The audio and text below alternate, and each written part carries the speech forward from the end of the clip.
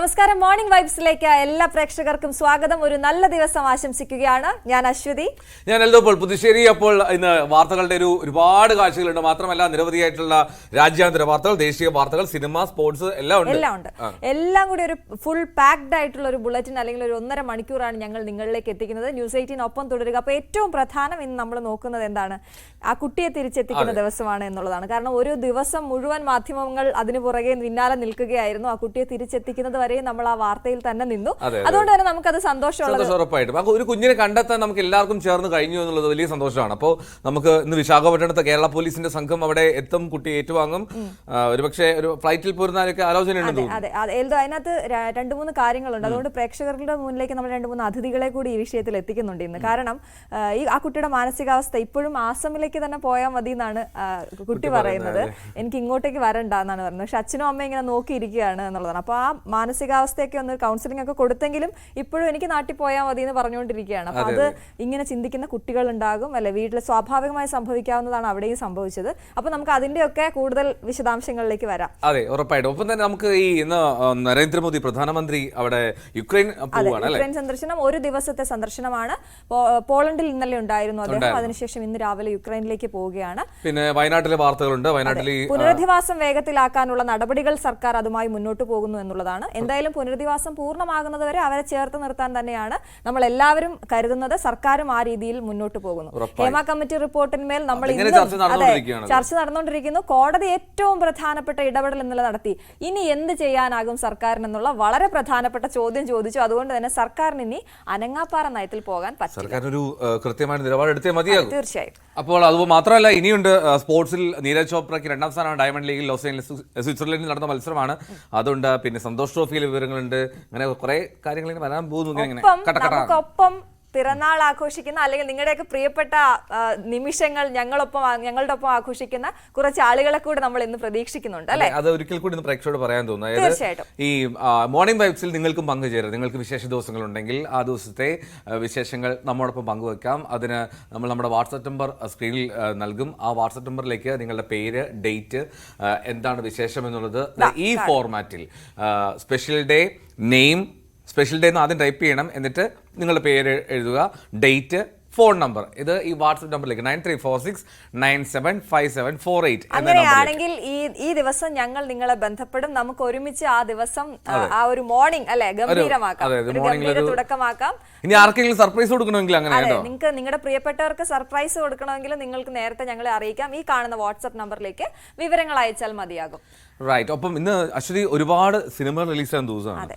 നല്ല സിനിമകൾ ഒരുപാട് തിയേറ്ററിൽ റണ്ണിംഗ് ആണ് സക്സസ്ഫുള്ളി. അതേ സമയത്ത് തന്നെ നല്ല സിനിമകൾ വരുന്നുണ്ട് പുതിയതായിട്ട്. വെള്ളിയാഴ്ചയാണ്. അപ്പൊ കുറെ പേരെങ്കിലും ഒക്കെ നാട്ടിൽ നിന്ന് മാറി നിൽക്കുന്നവരിന്ന് വൈകുന്നേരം ഒന്ന് ആയി കിട്ടിയാൽ മതി വീട്ടിലേക്ക് പോകാന്ന് വിചാരിച്ച് നിൽക്കുന്ന ആളുകളും ഉണ്ടാവും. പക്ഷെ എനിക്ക് തോന്നുന്നു മിക്ക സ്കൂളുകൾക്ക് നാളെ ക്ലാസ് ഉണ്ട്. ചില സ്കൂളുകൾക്കൊക്കെ നാളെ ക്ലാസ് ഉണ്ട്. പക്ഷെ ചിലരൊക്കെ ആ കുട്ടികളുടെ ക്ലാസ് ഒന്നും വേണ്ടെന്ന് വെച്ചാൽ നാട്ടിൽ പോകുന്നവരുണ്ട്. നാട് ഭയങ്കര മിസ് ചെയ്യുന്ന ഒരുപാട് ആൾക്കാരുണ്ട്. അപ്പൊ എന്തായാലും എല്ലാവർക്കും ഒരു നല്ല ദിവസം, പുതിയൊരു ദിവസം തുടങ്ങുമ്പോൾ നന്നായി വളരെ പോസിറ്റീവായിട്ട് തുടങ്ങുക. അപ്പൊ നമുക്ക് വാർത്തകളിലേക്ക് പോയാലോ എൽദോ? ഉറപ്പായിട്ടും. തിരുവനന്തപുരത്ത് നമ്മൾ കഴിഞ്ഞ ദിവസങ്ങളിൽ കാണാതായ, വിശാഖപട്ടണത്ത് കണ്ടെത്തിയ ആ കുട്ടി അസം ബാലികയുടെ അരികിലേക്ക് കേരള പോലീസ് സംഘം ഇന്ന് എത്തുകയാണ്. CWCയിൽ നടപടിക്രമങ്ങൾ പൂർത്തിയാക്കിയ ശേഷം വൈകാതെ തിരുവനന്തപുരത്ത് എത്തിക്കാനാണ് നീക്കം. മാതാപിതാക്കൾക്കൊപ്പം അയക്കണോ എന്നതിൽ ബാലികയുടെ മൊഴിയെടുത്ത ശേഷമാകും തീരുമാനം ഉണ്ടാവുക. അസം സ്വദേശിനിയായ 13 വയസ്സുകാരി തസ്മിക് തംസിമിനെ തിരികെ വിശാഖപട്ടണത്ത് നിന്ന് നാട്ടിലെത്തിക്കുന്നതിന് വേണ്ടി 5-അംഗ പോലീസ് സംഘമാണ് വിശാഖപട്ടണത്തേക്ക് പുറപ്പെട്ടിരിക്കുന്നത്. അവർ ഇന്ന് രാവിലെ വിജയവാഡയിലെത്തും. അവിടെ നിന്ന് വൈകുന്നേരത്തോടെയായിരിക്കും വിശാഖപട്ടണത്ത് എത്തിച്ചേരുക. വിശാഖപട്ടണത്ത് ചൈൽഡ് വെൽഫെയർ കമ്മിറ്റിയുടെ സംരക്ഷണയിൽ കഴിയുന്ന കുട്ടിയെ അവിടെ നേരിൽ കണ്ട് നിയമ നടപടികളൊക്കെ പൂർത്തിയാക്കിയതിനു ശേഷം മലയാളി സമാജം ഒരുക്കുന്ന ഒരു സ്നേഹവിരുന്നിൽ കൂടി പങ്കാളികളായതിനു ശേഷമായിരിക്കും പോലീസ് ഉദ്യോഗസ്ഥർ ഈ പെൺകുട്ടിയുമായി തിരികെ നാട്ടിലേക്ക് വരികയെന്നാണ് അറിയാൻ കഴിയുന്നത്. സ്വാഭാവികമായി ഇന്ന് വൈകിട്ടോ അല്ലെങ്കിൽ നാളെ രാവിലെയോ ആയിരിക്കാം അവർ വിജയവാഡയിൽ നിന്ന് തിരികെ തിരുവനന്തപുരത്തേക്ക് ട്രെയിൻ കയറുക. അതുമായി ബന്ധപ്പെട്ട നടപടികളൊക്കെ പുരോഗമിക്കുന്നുണ്ട്. സ്വാഭാവികമായി നാട്ടിൽ അവളെ എത്തിച്ചതിന് ശേഷം മജിസ്ട്രേറ്റിന് മുമ്പാകെ ഹാജരാക്കി തുടർന്ന് അവളുടെ മൊഴി രേഖപ്പെടുത്തിയതിന് ശേഷമായിരിക്കും എങ്ങനെയായിരിക്കണം മാതാപിതാക്കൾക്കൊപ്പം അവളെ വീട്ടിലേക്ക് വിടണോ, കഴക്കൂട്ടത്തേക്ക് തന്നെ വിടണോ, അതോ അതിനപ്പുറത്തേക്ക് ഈ ശിശുക്ഷേമ സമിതിയെ കുട്ടിയെ ഏൽപ്പിക്കണോ, ഈ കാര്യങ്ങളൊക്കെ ഒരു തീരുമാനമെടുക്കുകയുള്ളൂ. സ്വാഭാവികമായി ഈ വീട്ടിലുണ്ടായിരുന്ന അൻവർ ഹുസൈൻ്റെ ഭാര്യയുടെ ഭാഗത്തു നിന്നുണ്ടായ മർദ്ദനമാണ് വീട് വിട്ടു പോകാൻ ഈ പെൺകുട്ടിയെ പ്രേരിപ്പിച്ചത് എന്ന് ഇതിനോടകം തന്നെ വ്യക്തമായി കഴിഞ്ഞു. അവൾ തന്നെ അതുമായി ബന്ധപ്പെട്ട മൊഴി നൽകിയിട്ടുമുണ്ട്. ഈ മൊഴി കേന്ദ്രീകരിച്ചുകൊണ്ട് പോലീസ് വിശദമായ അന്വേഷണം നടത്തുന്നുണ്ട്. ഡെപ്യൂട്ടി പോലീസ് കമ്മീഷണർ തന്നെയാണ് ആ അന്വേഷണത്തിന് നേതൃത്വം നൽകുന്നത്. സ്വാഭാവികമായി ആ കാര്യങ്ങളിൽ ഈ പെൺകുട്ടിയെ നാട്ടിൽ എത്തിച്ച് അവരുടെ മൊഴി രേഖപ്പെടുത്തിയതിനു ശേഷം മാതാപിതാക്കളെ വിളിച്ചു വരുത്തി വിശദമായി അവരിൽ നിന്ന് കാര്യങ്ങൾ ചോദിച്ചറിയാൻ ശ്രമിക്കും. അങ്ങനെ കാര്യങ്ങൾ ചോദിച്ചറിയതിൽ നിന്ന് ലഭ്യമാകുന്ന വിവരങ്ങളുടെ അടിസ്ഥാനത്തിലായിരിക്കും തുടർ നടപടികളിലേക്ക് കിടക്കുക. ഏതായാലും പ്രധാനമാകാൻ പോകുന്നത് പെൺകുട്ടി കേരള പോലീസിന് നൽകുന്ന മൊഴിയായിരിക്കും. അതിനുവേണ്ടി മറ്റ് നടപടിക്രമങ്ങളൊക്കെ പൂർത്തിയാക്കിയിട്ടുണ്ട്. പെൺകുട്ടിയെ തിരികെ നാട്ടിലേക്ക് എത്തിക്കുന്നത് കാണാൻ അല്ലെങ്കിൽ തങ്ങൾക്ക് അവളെ വിട്ടു നൽകുമെന്ന പ്രതീക്ഷയിലാണ് അൻവർ ഹുസൈൻ അടക്കമുള്ള പിതാവ് അടക്കമുള്ള കുടുംബാംഗങ്ങൾ ഉള്ളത്. സ്വാഭാവികമായി ഈ നടപടിക്രമങ്ങൾ പൂർത്തിയാക്കി പെൺകുട്ടിയുടെ മൊഴി പരിഗണിച്ച് മാത്രമേ ഇതിൽ തീരുമാനമെടുക്കാൻ കഴിയുകയുള്ളൂ എന്നാണ് പോലീസ് ഉദ്യോഗസ്ഥരും വ്യക്തമാക്കുന്നത്. അതാണ് ഡാൻ പറഞ്ഞതുപോലെ കുട്ടിയുടെ മൊഴി ഇനിയുള്ള നീക്കങ്ങളിൽ നിർണായകമാണ്. കാരണം എനിക്ക് അവരുടെ കൂടെ പോകണ്ടെന്ന് കുട്ടി പറഞ്ഞു കഴിഞ്ഞാൽ കുട്ടിയെ ചൈൽഡ് ലൈനിലേക്ക് ഏൽപ്പിക്കുകയും പിന്നെ കൗൺസിലിങ്ങിനൊക്കെ ശേഷം അല്ലെങ്കിൽ അന്വേഷണത്തിനൊക്കെ ശേഷമാകും വിടുക എന്നുള്ളതാണ്. അത് വലിയ പ്രശ്നമാണ്. ഈ പറയുന്ന പോലെ എന്തുകൊണ്ടാണ് നമ്മുടെ കുട്ടികളേക്ക് ഒരുപാട് ഇപ്പോൾ കഴിഞ്ഞ അശ്വതി വാർത്ത വായിക്കുന്ന സമയത്ത് സൂചിപ്പിച്ചിരുന്നു ഇത് കണ്ടിട്ട് ആരും അങ്ങനെ ചെയ്യരുതെന്ന്. എന്തുകൊണ്ടാണ് കുട്ടികൾക്ക് ഇത്തരം ഒരു ആലോചന വരുന്നത് എന്നുള്ളതൊക്കെ നമുക്ക് ചർച്ച ചെയ്യണം. അതുകൊണ്ട് നമുക്ക് അതിൻ്റെ ഒരു വിദഗ്ധയൊക്കെ നമ്മളൊപ്പം ചെയ്ത് അതായത് മാനസികാവസ്ഥ വല്ലാത്ത മാനസികാവസ്ഥയാണ് എൽദോ. ഞാൻ കഴിഞ്ഞ ദിവസം വിചാരിക്കായിരുന്നു ഈ 40 രൂപയാണ് ആകെ കയ്യിലുണ്ടായിരുന്നത്. നമ്മളാണെങ്കിൽ 40 രൂപ ഉണ്ടെങ്കിൽ പുറത്തേക്ക് പോലും ഇറങ്ങില്ല. കാരണം അതുകൊണ്ടൊന്നും നടക്കില്ലെന്ന് നമുക്കറിയാം. പക്ഷെ ഇവർക്ക് വരും വരായികൾ ഒന്നും അറിയാത്തൊരു പ്രായം ഇറങ്ങി പുറപ്പെടുന്നു എന്ന് പറയുമ്പോൾ ഈ കുട്ടി അവസാനം ഉണ്ടായിരുന്നത് ഒരു സംഘത്തിനൊപ്പമായിരുന്നു. കുറച്ചുകൂടിയൊക്കെ കഴിഞ്ഞിരുന്നെങ്കിൽ ചിലപ്പോൾ എന്തെങ്കിലുമൊക്കെ സംഭവിച്ചേനെന്ന് നമുക്ക് പേടി വളരെ നിർണായകമായ സമയത്താണ് രക്ഷപ്പെടുത്തുന്നത്. കാരണം അവര് ചോദിച്ചപ്പോൾ തന്നെ ഞങ്ങളുടെ മകളാണ് എന്ന് പറഞ്ഞ് അതൊക്കെ കേൾക്കുമ്പോൾ നമുക്ക് ഭയമുണ്ട്. അതുകൊണ്ട് തന്നെ നമ്മൾ കുഞ്ഞുങ്ങളെ ഇതുകൊണ്ട് വഴക്ക് പറയാതിരിക്കുക അങ്ങനെ ഒന്നുമല്ല, നല്ലൊരു അന്തരീക്ഷം വീട്ടിലുണ്ടാക്കി എടുക്കുക എന്നുള്ളതാണ്. എന്തായാലും സംസാരിക്കാനുള്ള സാഹചര്യം ഈ വാർത്ത കാണുമ്പോൾ ഏതൊരു അച്ഛനും അമ്മയ്ക്കും ഒക്കെ വലിയൊരു ആശങ്കയുണ്ടാവും. അയ്യോ നമ്മളും വഴക്ക് പറയുന്നതാണല്ലോ കുഞ്ഞുങ്ങളെ എന്നുള്ളൊരു ആശങ്കയുണ്ടാവും. പക്ഷെ അത് അങ്ങനെയല്ല. എങ്ങനെയാണ് കുഞ്ഞുങ്ങളോട് സംസാരിക്കേണ്ടതെന്നൊക്കെ നിങ്ങൾക്ക് അറിയാൻ വേണ്ടി നമുക്ക് ഇപ്പോൾ ഒരു അതിഥി രാവിലെ ചേരും അല്ലെ? അഡ്വക്കേറ്റ് ഗ്ലോറിയാണ് അല്ലേ? അതെ, ബാലാവകാശ കമ്മീഷൻ മുൻ അംഗമാണ് advocate glory. Very good morning. നമ്മൾ വലിയ ആശങ്കയിൽ നിന്നും ആശ്വാസത്തിലേക്ക് എത്തിയിരിക്കുകയാണ്. ആസാമി പെൺകുട്ടി പോയപ്പോൾ നമ്മൾ വലിയ സങ്കടത്തിലായിരുന്നു. ഞങ്ങൾ മാധ്യമങ്ങൾ മറ്റു വാർത്തകളെല്ലാം ഉപേക്ഷിച്ച് അതിനൊപ്പം നിൽക്കുന്ന ഒരു കാഴ്ചയെ നമ്മൾ കണ്ടു. എന്തായാലും സുരക്ഷിതയാണ് എന്ന് അറിയുന്നു. എന്താണ് നമ്മൾ മനസ്സിലാക്കേണ്ടത്? നമ്മൾ അന്ന് ആ വാർത്ത കൊടുക്കുമ്പോൾ ഞങ്ങൾ പറയുമായിരുന്നു ചിലപ്പോഴെങ്കിലും ഏതെങ്കിലുമൊക്കെ കുട്ടികൾ ആഹാ കൊള്ളാലോ ഹീറോ ആണല്ലോ ഇന്നത്തെ എന്ന് വിചാരിച്ച് ഇനി ഇറങ്ങി പോകുമെന്നൊക്കെയുള്ള പേടി ഞങ്ങൾക്കുണ്ടായിരുന്നു. ഞങ്ങളത് പറയുന്നുമുണ്ടായിരുന്നു. എന്താണ് താങ്കൾക്ക് തോന്നുന്നത്? ഈ ഒരു അന്തരീക്ഷം നന്നാക്കാൻ, വീട്ടിലെ അന്തരീക്ഷം നന്നാക്കാൻ കുട്ടികൾ എന്ത് ചെയ്യണം, മാതാപിതാക്കൾ എന്ത് ചെയ്യണം? എല്ലാവർക്കും സ്നേഹ നമസ്കാരം. ആ കുട്ടിയെ കണ്ടെത്തി എന്ന് പറയുന്നത് നമുക്ക് ആശ്വാസകരവും സന്തോഷപ്രദവുമായിട്ടുള്ള ഒരു കാര്യം തന്നെയാണ്. പക്ഷേ ഇവിടെ നമ്മൾ ശ്രദ്ധിക്കണം. നമുക്ക് കുറച്ച് സമയം ചർച്ചയ്ക്കുള്ളൂ. അതുകൊണ്ട് ചില കാതലായ ഭാഗങ്ങൾ ഞാൻ പറയാമെന്ന് വിചാരിക്കുന്നു. ഇപ്പൊ അവിടുന്ന് അത് മജിസ്ട്രേറ്റിന്റെ മുമ്പിൽ ഹാജരാക്കി മിക്കവാറും മിസ്സിംഗ് കേസിന് എഫ്ഐആർ കേരള പോലീസ് രജിസ്റ്റർ ചെയ്തിട്ടുണ്ടാവും. ഹാജരാക്കി കുട്ടീനെ അവര് കേരളത്തിലേക്ക് തിരിച്ചു കൊണ്ടുവരികയാണ്. കാരണം കുട്ടി നഷ്ടപ്പെട്ടിരിക്കുന്നതും കുട്ടി ഇവിടെയുള്ള കുട്ടിയായിരുന്നു. അപ്പൊ ഈ സ്റ്റേറ്റിൽ താമസിക്കുമ്പോൾ ഈ കുട്ടിയുടെ ഉത്തരവാദിത്വം സ്റ്റേറ്റിന് വലിയൊരു ഉത്തരവാദിത്വമുണ്ട്. നമ്മുടെ സർക്കാർ സംവിധാനങ്ങൾക്ക് അതിനുള്ള ഉത്തരവാദിത്വമുണ്ട്. ഞാൻ നിങ്ങളെ ഒരു കാര്യം പ്രധാനമായിട്ടും ഓർമ്മിപ്പിക്കുകയാണ്. എന്തുകൊണ്ട് നമുക്ക് ഇത്തരത്തിലുള്ള കുട്ടികൾ ഇങ്ങനെയൊക്കെ നഷ്ടപ്പെടുന്ന രീതിയിലുള്ള പ്രവർത്തനങ്ങൾ നമുക്ക് എന്തുകൊണ്ട് തടഞ്ഞുകൂടാ എന്നുള്ളതാണ്. നിങ്ങൾ ഒരുപക്ഷെ എല്ലാവരും ഓർക്കുന്നുണ്ടാവും, വർഷങ്ങൾക്ക് മുമ്പ് ഒരു ഷെഫീഖ് കമ്മിറ്റിയെ കുറിച്ച് ഓർക്കുന്നുണ്ടെന്ന് വിചാരിക്കുന്നു. കാരണം ഒരു ഷെഫീഖ് എന്ന് പറയുന്ന ഒരു ബാലൻ കുട്ടിയുടെ മാതാപിതാക്കളാൽ, രണ്ടാനച്ഛൻ രണ്ടാനമ്മ അങ്ങനെയുള്ള ആളുകളാൽ ആക്രമിക്കപ്പെട്ട് അതീവ ഗുരുതരാവസ്ഥയിൽ കിടന്ന് പിന്നീട് നമ്മുടെ സർക്കാർ തന്നെയാണ് ആ കുട്ടിയെ ഏറ്റെടുക്കുന്നതൊക്കെ. അപ്പൊ ഇത്തരത്തിലുള്ള ഗാർഹിക അന്തരീക്ഷത്തിൽ കുട്ടികൾക്ക് നേരിടുന്ന ഈ പീഡനങ്ങളെ, അതുപോലെ തന്നെ എല്ലാ കുട്ടികളെയും നമ്മൾ സംരക്ഷിക്കുക എന്നുള്ള ഒരു ലക്ഷ്യത്തോടു കൂടി ഷെഫീഖ് കമ്മിറ്റി, അതിനൊരു കമ്മിറ്റിയൊക്കെ രൂപീകരിച്ചു സർക്കാർ.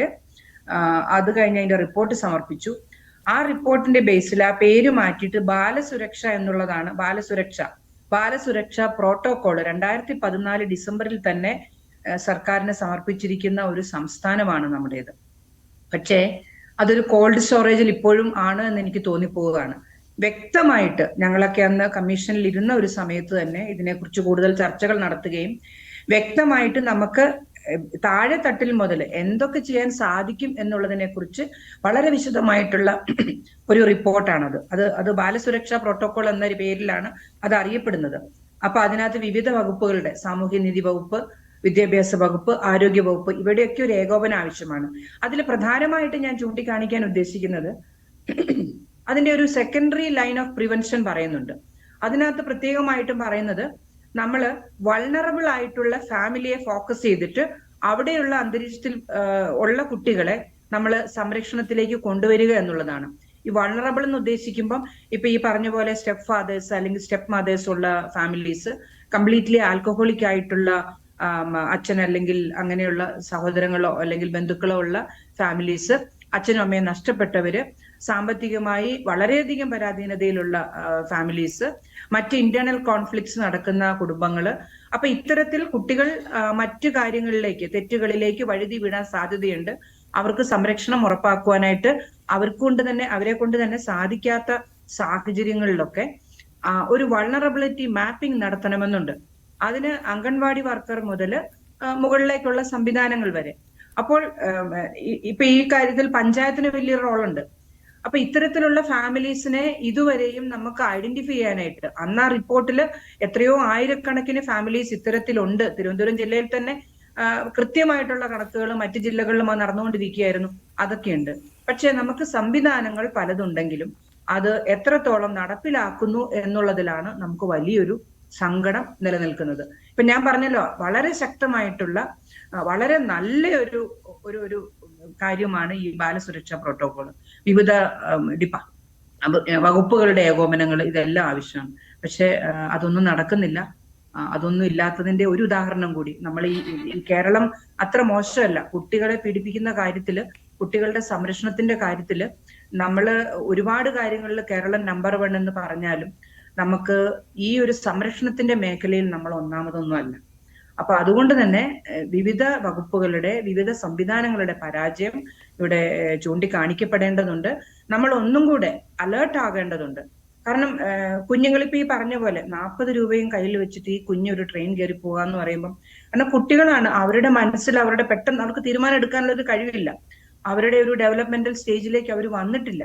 പ്രത്യേകിച്ചും ഒരു നല്ല ഗൃഹാന്തരീക്ഷമല്ല, സ്നേഹത്തിന്റെ സംരക്ഷണത്തിന്റെ ഒരു ഗൃഹാന്തരീക്ഷം അല്ല എന്നുണ്ടെങ്കിൽ ഇത്തരത്തിലുള്ള കാര്യങ്ങൾ ഇനിയും റിപ്പീറ്റ് ചെയ്യപ്പെടും എന്നുള്ളതിന് നമുക്ക് യാതൊരു തർക്കവും ഇല്ല. ഉറപ്പായിട്ടും അഡ്വക്കേറ്റ് ഗ്ലോറി സൂചിപ്പിച്ചത് നമ്മൾ എങ്ങനെ ഇതിനെ തടയാം അല്ലെങ്കിൽ അങ്ങനത്തെ കാര്യങ്ങളാണ്. ഞാൻ അതിനൊപ്പം ചോദിച്ചോട്ടെ, ഇപ്പോൾ സാധാരണക്കാരായിട്ടുള്ള ഒരു ഫാമിലി, ഇപ്പോൾ മാഡം പറഞ്ഞ ഒരു വൾണറബിൾ ഫാമിലി അല്ലാത്ത ഇടങ്ങളിലും ഒരു പക്ഷേ കുട്ടികൾ ഈ കാണുന്ന സിനിമകൾ അല്ലെങ്കിൽ ഇത്തരം വാർത്തകളൊക്കെ ഒരു അനുകരിക്കാനുള്ള ഒരു ടെൻഡൻസി ഉണ്ടാകാനുള്ള സാഹചര്യമുണ്ടല്ലോ.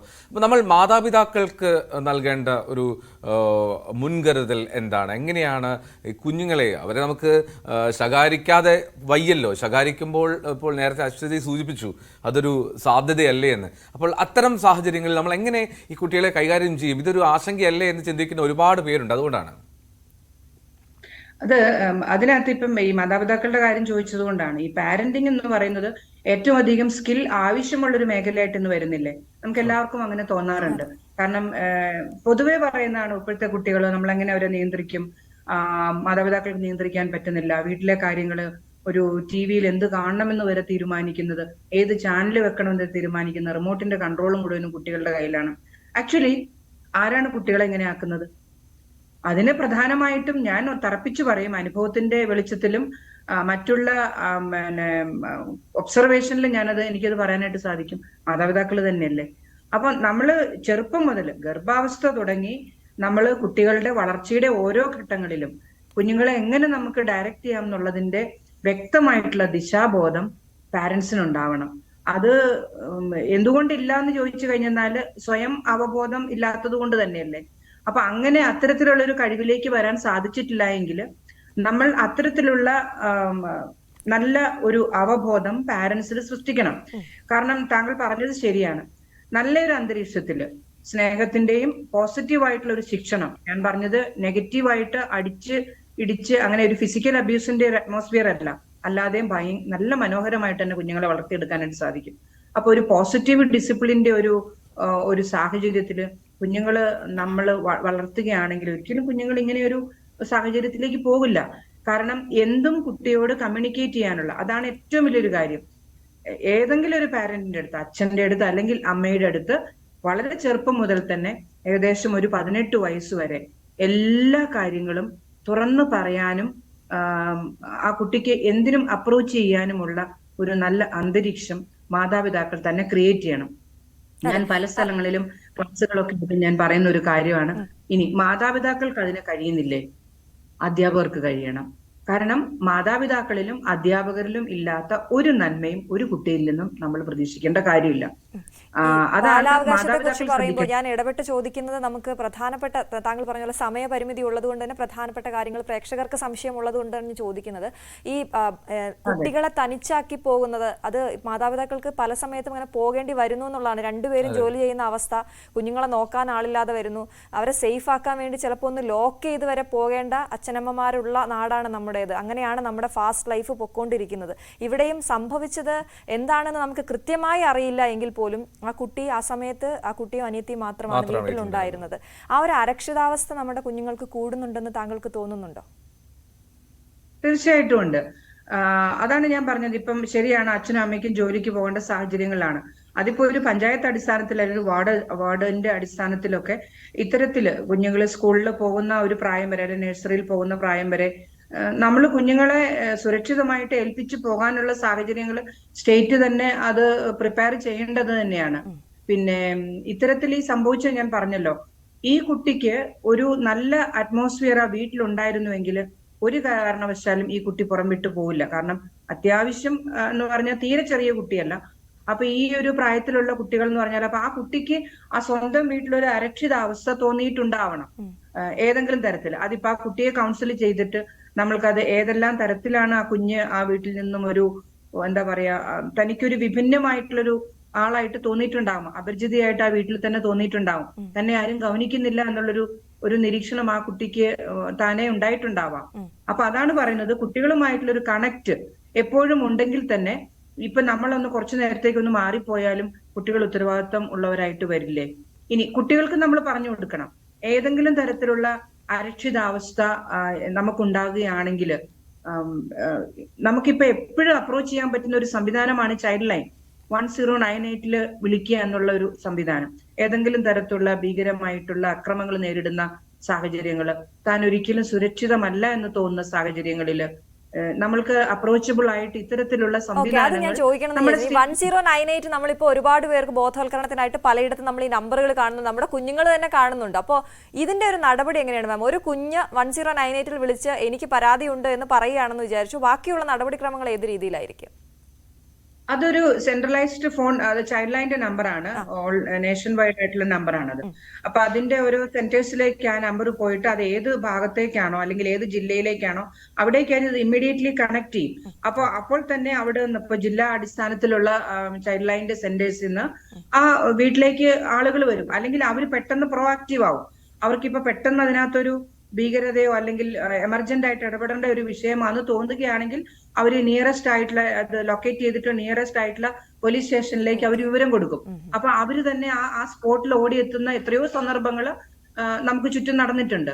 അപ്പൊ അത്തരത്തിൽ അവർക്ക് ആക്ട് ചെയ്യാനായിട്ട് പറ്റും. അപ്പൊ ഏത് സിറ്റുവേഷനിലാണോ ഇനി കുട്ടിയെ അങ്ങനെ പിന്നീടുള്ള കുട്ടിയുടെ കാര്യങ്ങൾ എന്താണോ തീരുമാനിക്കേണ്ടത് അത് ഡയറക്റ്റ് ചെയ്ത് കൊണ്ടുപോകാനായിട്ട് അവർക്ക് അതിനുള്ള സംവിധാനങ്ങളുണ്ട്.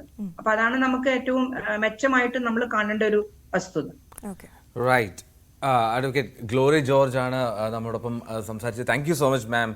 ഒരുപാട് സന്തോഷം ഇത്തരം കാര്യങ്ങൾ വിശദമായി പറഞ്ഞു തന്നതിന്. കാരണം നമുക്ക് വളരെ ആശങ്കയുള്ള ഒരു വിഷയമാണ് അല്ലേ, ഈ ഒരു കുട്ടിയുടെ ഈ വാർത്ത വന്നതിൻ്റെ സാഹചര്യത്തിലാണ് താങ്കളെ ബന്ധപ്പെട്ടതെങ്കിൽ പോലും വളരെ ഇൻഫോർമേറ്റീവ് ആയിരുന്നു താങ്കളുടെ അഭിപ്രായ പ്രകടനങ്ങളും നിർദ്ദേശങ്ങളും.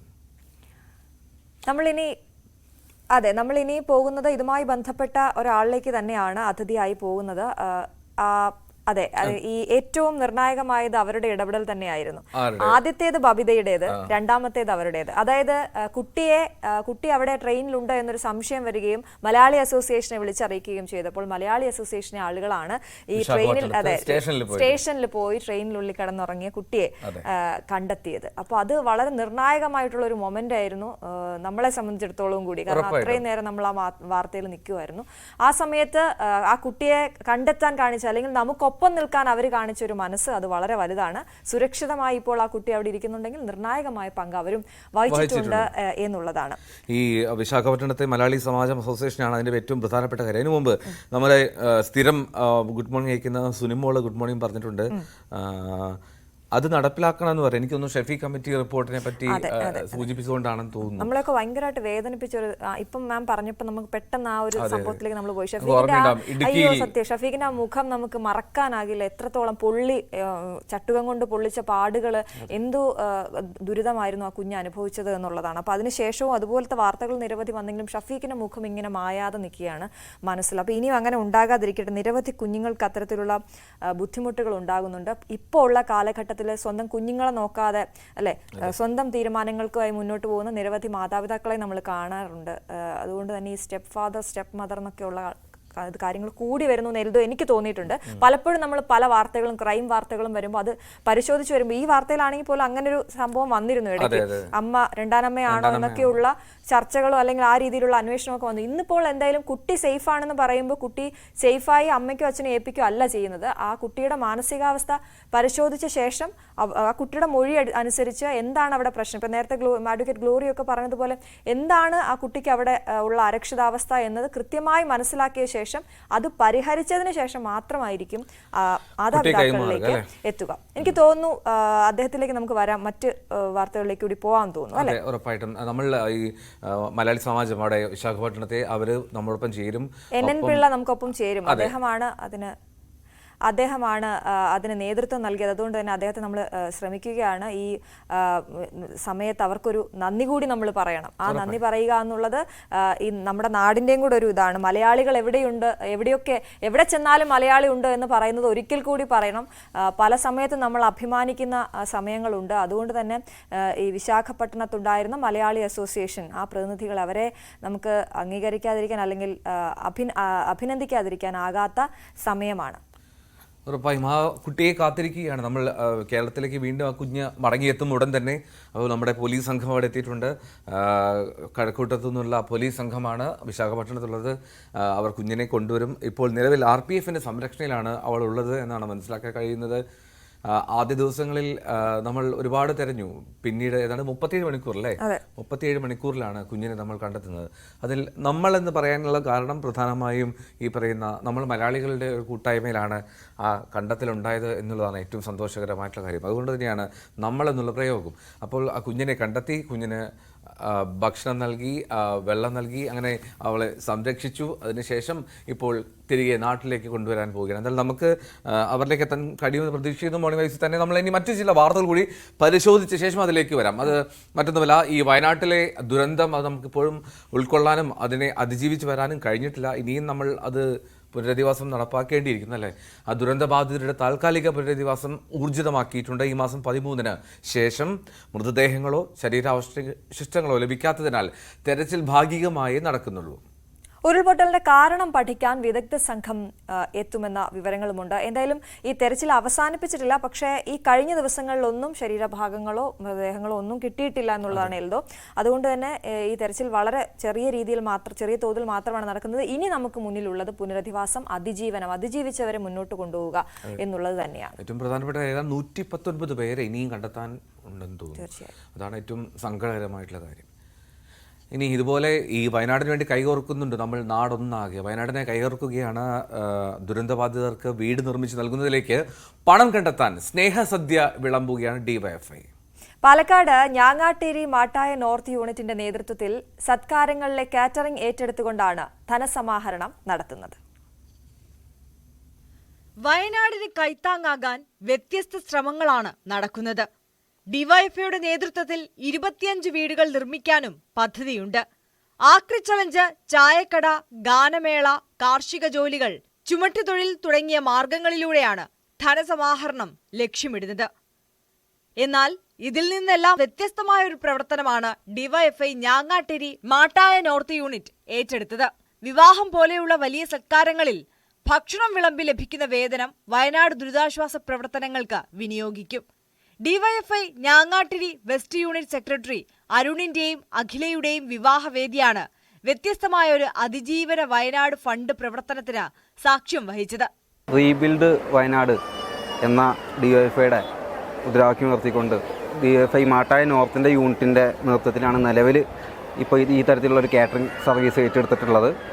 ഈ കാര്യം ഞങ്ങൾ ആലോചിക്കുകയും DYFI ഞാങ്ങാട്ടിൽ മേഖലാ കമ്മിറ്റിയുമായി ബന്ധപ്പെടുകയും ചെയ്തതിൻ്റെ ഭാഗമായിട്ടുണ്ട്. DYFIയുടെ മേഖലാ കമ്മിറ്റിയുടെ പൂർണ്ണ പിന്തുണയോട് കൂടിയിട്ടാണ് ഈ ഒരു പ്രവർത്തനം ഞങ്ങൾ ഏറ്റെടുത്തിട്ടുള്ളത്. വളണ്ടിയർമാരായിട്ട് നിലവിൽ 25ഓളം സഖാക്കൾ ഇതിൻ്റെ ഭാഗമായിട്ട് വന്നിട്ടുണ്ട്. കൂടാതെ മറ്റ് പുരോഗമന പ്രസ്ഥാനത്തിൻ്റെ സഖാക്കളും എല്ലാവരും ഈ ഒരു പ്രവർത്തനത്തിൻ്റെ ഉദ്ദേശ ലക്ഷ്യത്തോട് മനസ്സിലാക്കിക്കൊണ്ട് തന്നെ എല്ലാവരും പൂർണ്ണ പിന്തുണയായിട്ട് ഈ ഒരു പ്രവർത്തനത്തിൻ്റെ ഭാഗമായിട്ട് സജീവമായിട്ടുണ്ട് എന്നുള്ളതാണ് ഇതിൻ്റെ ഭാഗമായിക്കൊണ്ട് പറയാനുള്ളത്. യൂണിറ്റിലെ 25 വളണ്ടിയർമാരാണ് ഭക്ഷണം വിളമ്പാൻ സജീവമായുള്ളത്. വരും ദിവസങ്ങളിൽ നാട്ടിൽ നടക്കുന്ന ആഘോഷങ്ങളിൽ വിവിധ പ്രവർത്തനങ്ങളിലൂടെ ധനസമാഹരണം നടത്താനാണ് DYFI ലക്ഷ്യമിടുന്നത്. നിലവിൽ മേഖലാ കമ്മിറ്റികളുടെ നേതൃത്വത്തിൽ നടത്തുന്ന അതിജീവനത്തിന്റെ ചായക്കടയ്ക്ക് വലിയ ജനപിന്തുണ ലഭിക്കുന്നുണ്ട്. ന്യൂസ് 18 വയനാട്. DYFI എന്ന് മാത്രമല്ല എല്ലാ യുവജന സംഘടനകളും ഇപ്പോൾ നമുക്കറിയാം യൂത്ത് കോൺഗ്രസിന് വേണ്ടി നമ്മൾ ആ വാർത്തയിലേക്ക് എത്താം. അതിനു മുമ്പ് നമ്മൾ ആ തിരുവനന്തപുരത്ത് കാണാതായ പെൺകുട്ടിയെ പറ്റി അറിഞ്ഞല്ലോ. നമ്മൾ തുടങ്ങിയത് തന്നെ വിശാഖപട്ടണം നമ്മൾ കണ്ടെത്തിയത് മലയാളി സമാജത്തിൻ്റെ പ്രവർത്തനത്തിൻ്റെ ഭാഗമായിട്ടാണ്. ശ്രീ NN പിള്ള മലയാളി അസോസിയേഷൻ്റെ ഭാരവാഹിയാണ്. അദ്ദേഹം നമ്മോടൊപ്പം മലയാളി സമാജത്തിൻ്റെ ഭാരവാഹിയാണ്. അദ്ദേഹം ഇപ്പോൾ നമ്മോടൊപ്പം തലസ്സനം ചേരുന്നുണ്ട്. Shri NN Pillai, good morning. ഒരുപാട് അഭിനന്ദനം അർഹിക്കുന്നു താങ്കളുടെ സമാജത്തിലെ പ്രവർത്തകരുടെയൊക്കെ പ്രവർത്തനം.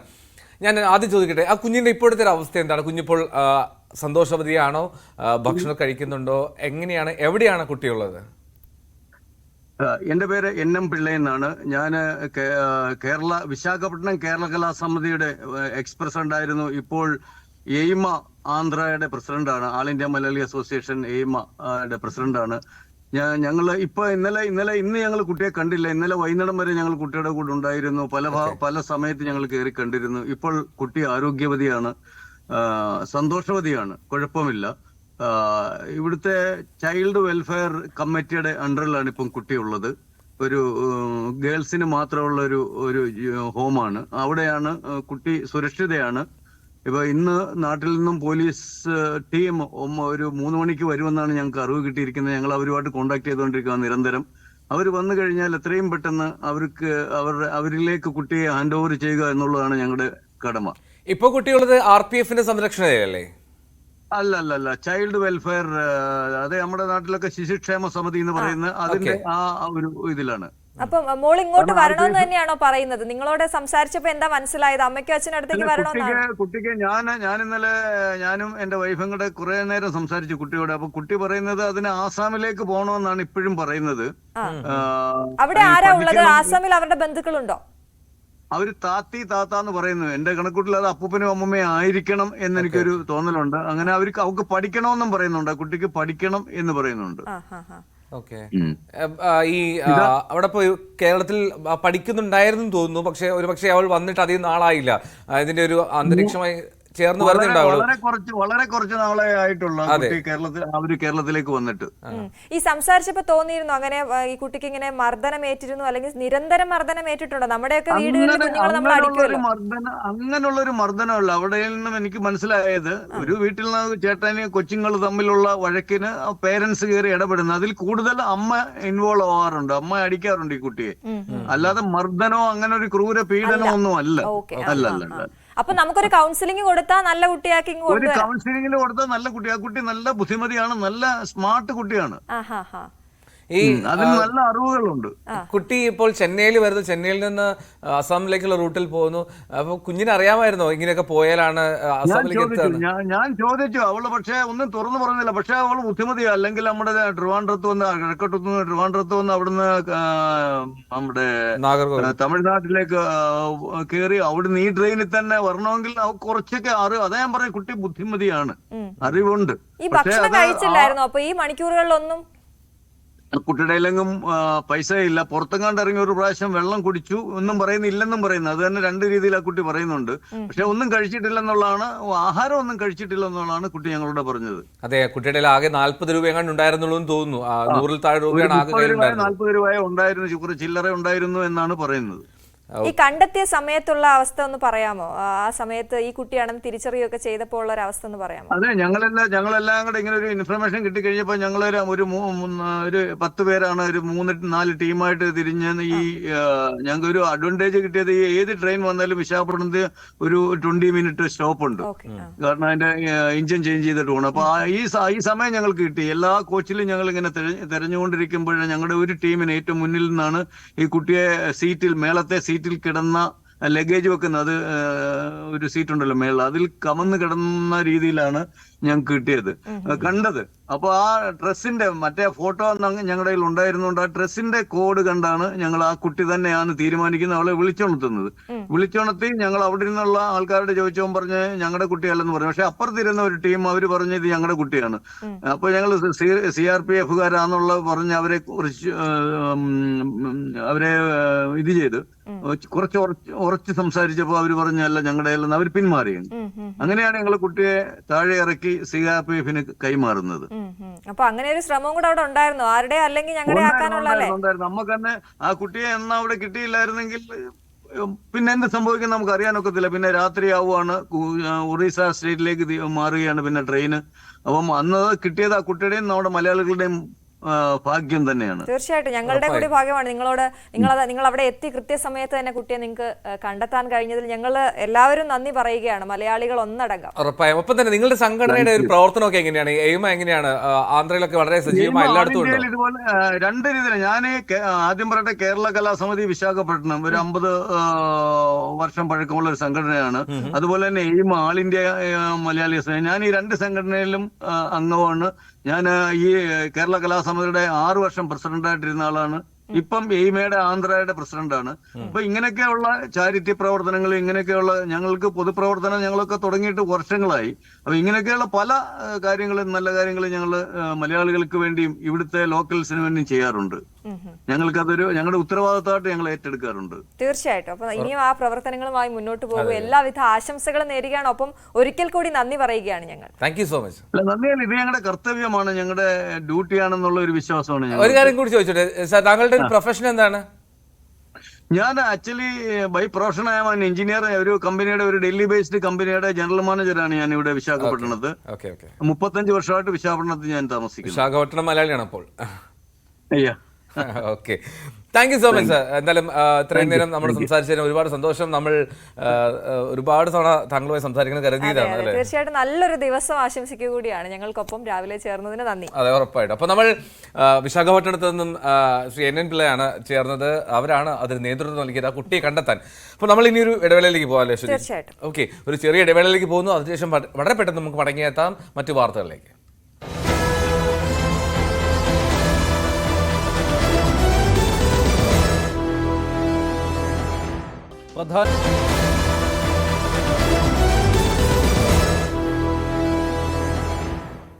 എല്ലാ പ്രേക്ഷകർക്ക് വീണ്ടും സ്വാഗതം മോർണിംഗ് വൈബ്സിലേക്ക്. മോർണിംഗ് വൈബ്സ് നമ്മൾ രാവിലെ തന്നെ സന്തോഷകരമായിട്ടുള്ള കുറെ കാര്യങ്ങൾ, വർത്തമാനങ്ങളൊക്കെ പറഞ്ഞു, വളരെ പോസിറ്റീവായിട്ടുള്ള അല്ലേ, പോസിറ്റീവ് നോട്ടിൽ തന്നെയാണ് തുടങ്ങിയത്. അപ്പോൾ ആ സന്തോഷം പങ്കുവെച്ചുകൊണ്ട് നമുക്ക് തുടരാം. ഇനി നമ്മൾ പോകുന്നത് ഹേമ കമ്മിറ്റി റിപ്പോർട്ട് ദിവസങ്ങളായി നമ്മുടെ ചർച്ചയിലാണ്. ഹേമ കമ്മിറ്റി റിപ്പോർട്ട് എന്താണ്, അതിനെക്കുറിച്ച് കൂടുതലൊന്നും പറയുന്നില്ല എന്നൊക്കെയുള്ള പല കമന്റ്സും പല ഭാഗത്തുനിന്ന് വരുന്നു. പക്ഷെ ഞങ്ങൾ ഇതുവരെയും അത് മുക്കിയിട്ടില്ല അല്ലെ, അല്ലെങ്കിൽ അതിന് പിന്നാലെ തന്നെ പോകുന്നു എന്നുള്ളതാണ്. കാരണം അതിജീവിതരായിട്ടുള്ള അല്ലെങ്കിൽ ആ സ്ത്രീകൾക്ക് അവരുടെ ഒപ്പമാണ് ഞങ്ങളെന്ന് തന്നെ പറയുന്നു. കാരണം അവർക്ക് നീതി കിട്ടണം. ഇനി എന്ത് നടപടി എന്നൊക്കെയുള്ളത് സർക്കാരിന്റെ കയ്യിലാണെങ്കിൽ പോലും അവർക്കൊപ്പം നിൽക്കണമെന്ന് ആ റിപ്പോർട്ട് വായിക്കുമ്പോൾ നമുക്ക് മനസ്സിലാകുന്നതാണ് കാര്യം. അപ്പോൾ നമ്മൾ അതിന്റെ റിപ്പോർട്ടിന്റെ കണ്ടെത്തലിൽ കേസ് എടുക്കുന്ന കാര്യത്തിൽ ആശയക്കുഴപ്പം ഇപ്പോഴും തുടരുകയാണ് സർക്കാരിന് എന്നുള്ളതാണ് പ്രധാനപ്പെട്ട കാര്യം. പരാതിയില്ലാതെ കേസ് എടുക്കാൻ കഴിയില്ല എന്ന നിലപാടിൽ ഹൈക്കോടതി കഴിഞ്ഞ ദിവസം ഇടപെടുകയും ചെയ്തിരുന്നു അല്ലേ? കോൺക്ലേവ് സംഘടിപ്പിച്ചാൽ തടയുമെന്നാണ് പ്രതിപക്ഷത്തിന്റെ നിലപാട്. കൂടുതൽ പ്രതികരണങ്ങൾ ഇന്ന് നമ്മൾ പ്രതീക്ഷിക്കുന്നുണ്ട്. വിഷയത്തിൽ മഹിളാ കോൺഗ്രസ് കൊച്ചിയിൽ ഇന്ന് പ്രതിഷേധവും സംഘടിപ്പിക്കുമെന്നറിയുന്നു. ഡാനി പോൾ ചെയ്തിട്ടുണ്ട് കൊച്ചിയിൽ നിന്ന്. Dani, good morning.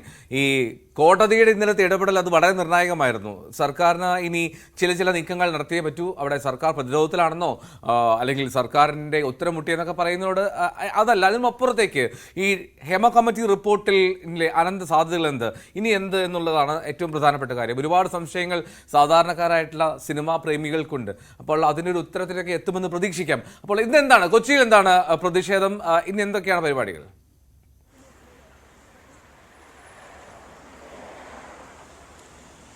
Eldho Aswathy, good morning.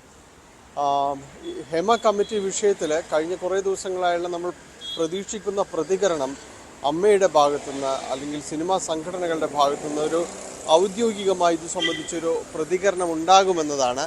പക്ഷേ ഇതുവരെയും അത്തരം സൂചനകളിലേക്ക് പോലും അവർ കടന്നിട്ടില്ല എന്നതാണ് വാസ്തവം. ഇത് പഠിക്കണം എന്നതാണ് അമ്മ പ്രതിനിധികൾ അറിയിച്ചത്. ഇതുവരെയും അതുണ്ടായിട്ടില്ല. അവർ തുടങ്ങിയെന്ന് പോലും അറിയില്ല. പഠിച്ച് എന്തായാലും പ്രതികരണങ്ങളിലേക്ക് ഇതുവരെ ഔദ്യോഗികമായ ഒരു പ്രതികരണങ്ങളിലേക്ക് കടന്നിട്ടില്ല.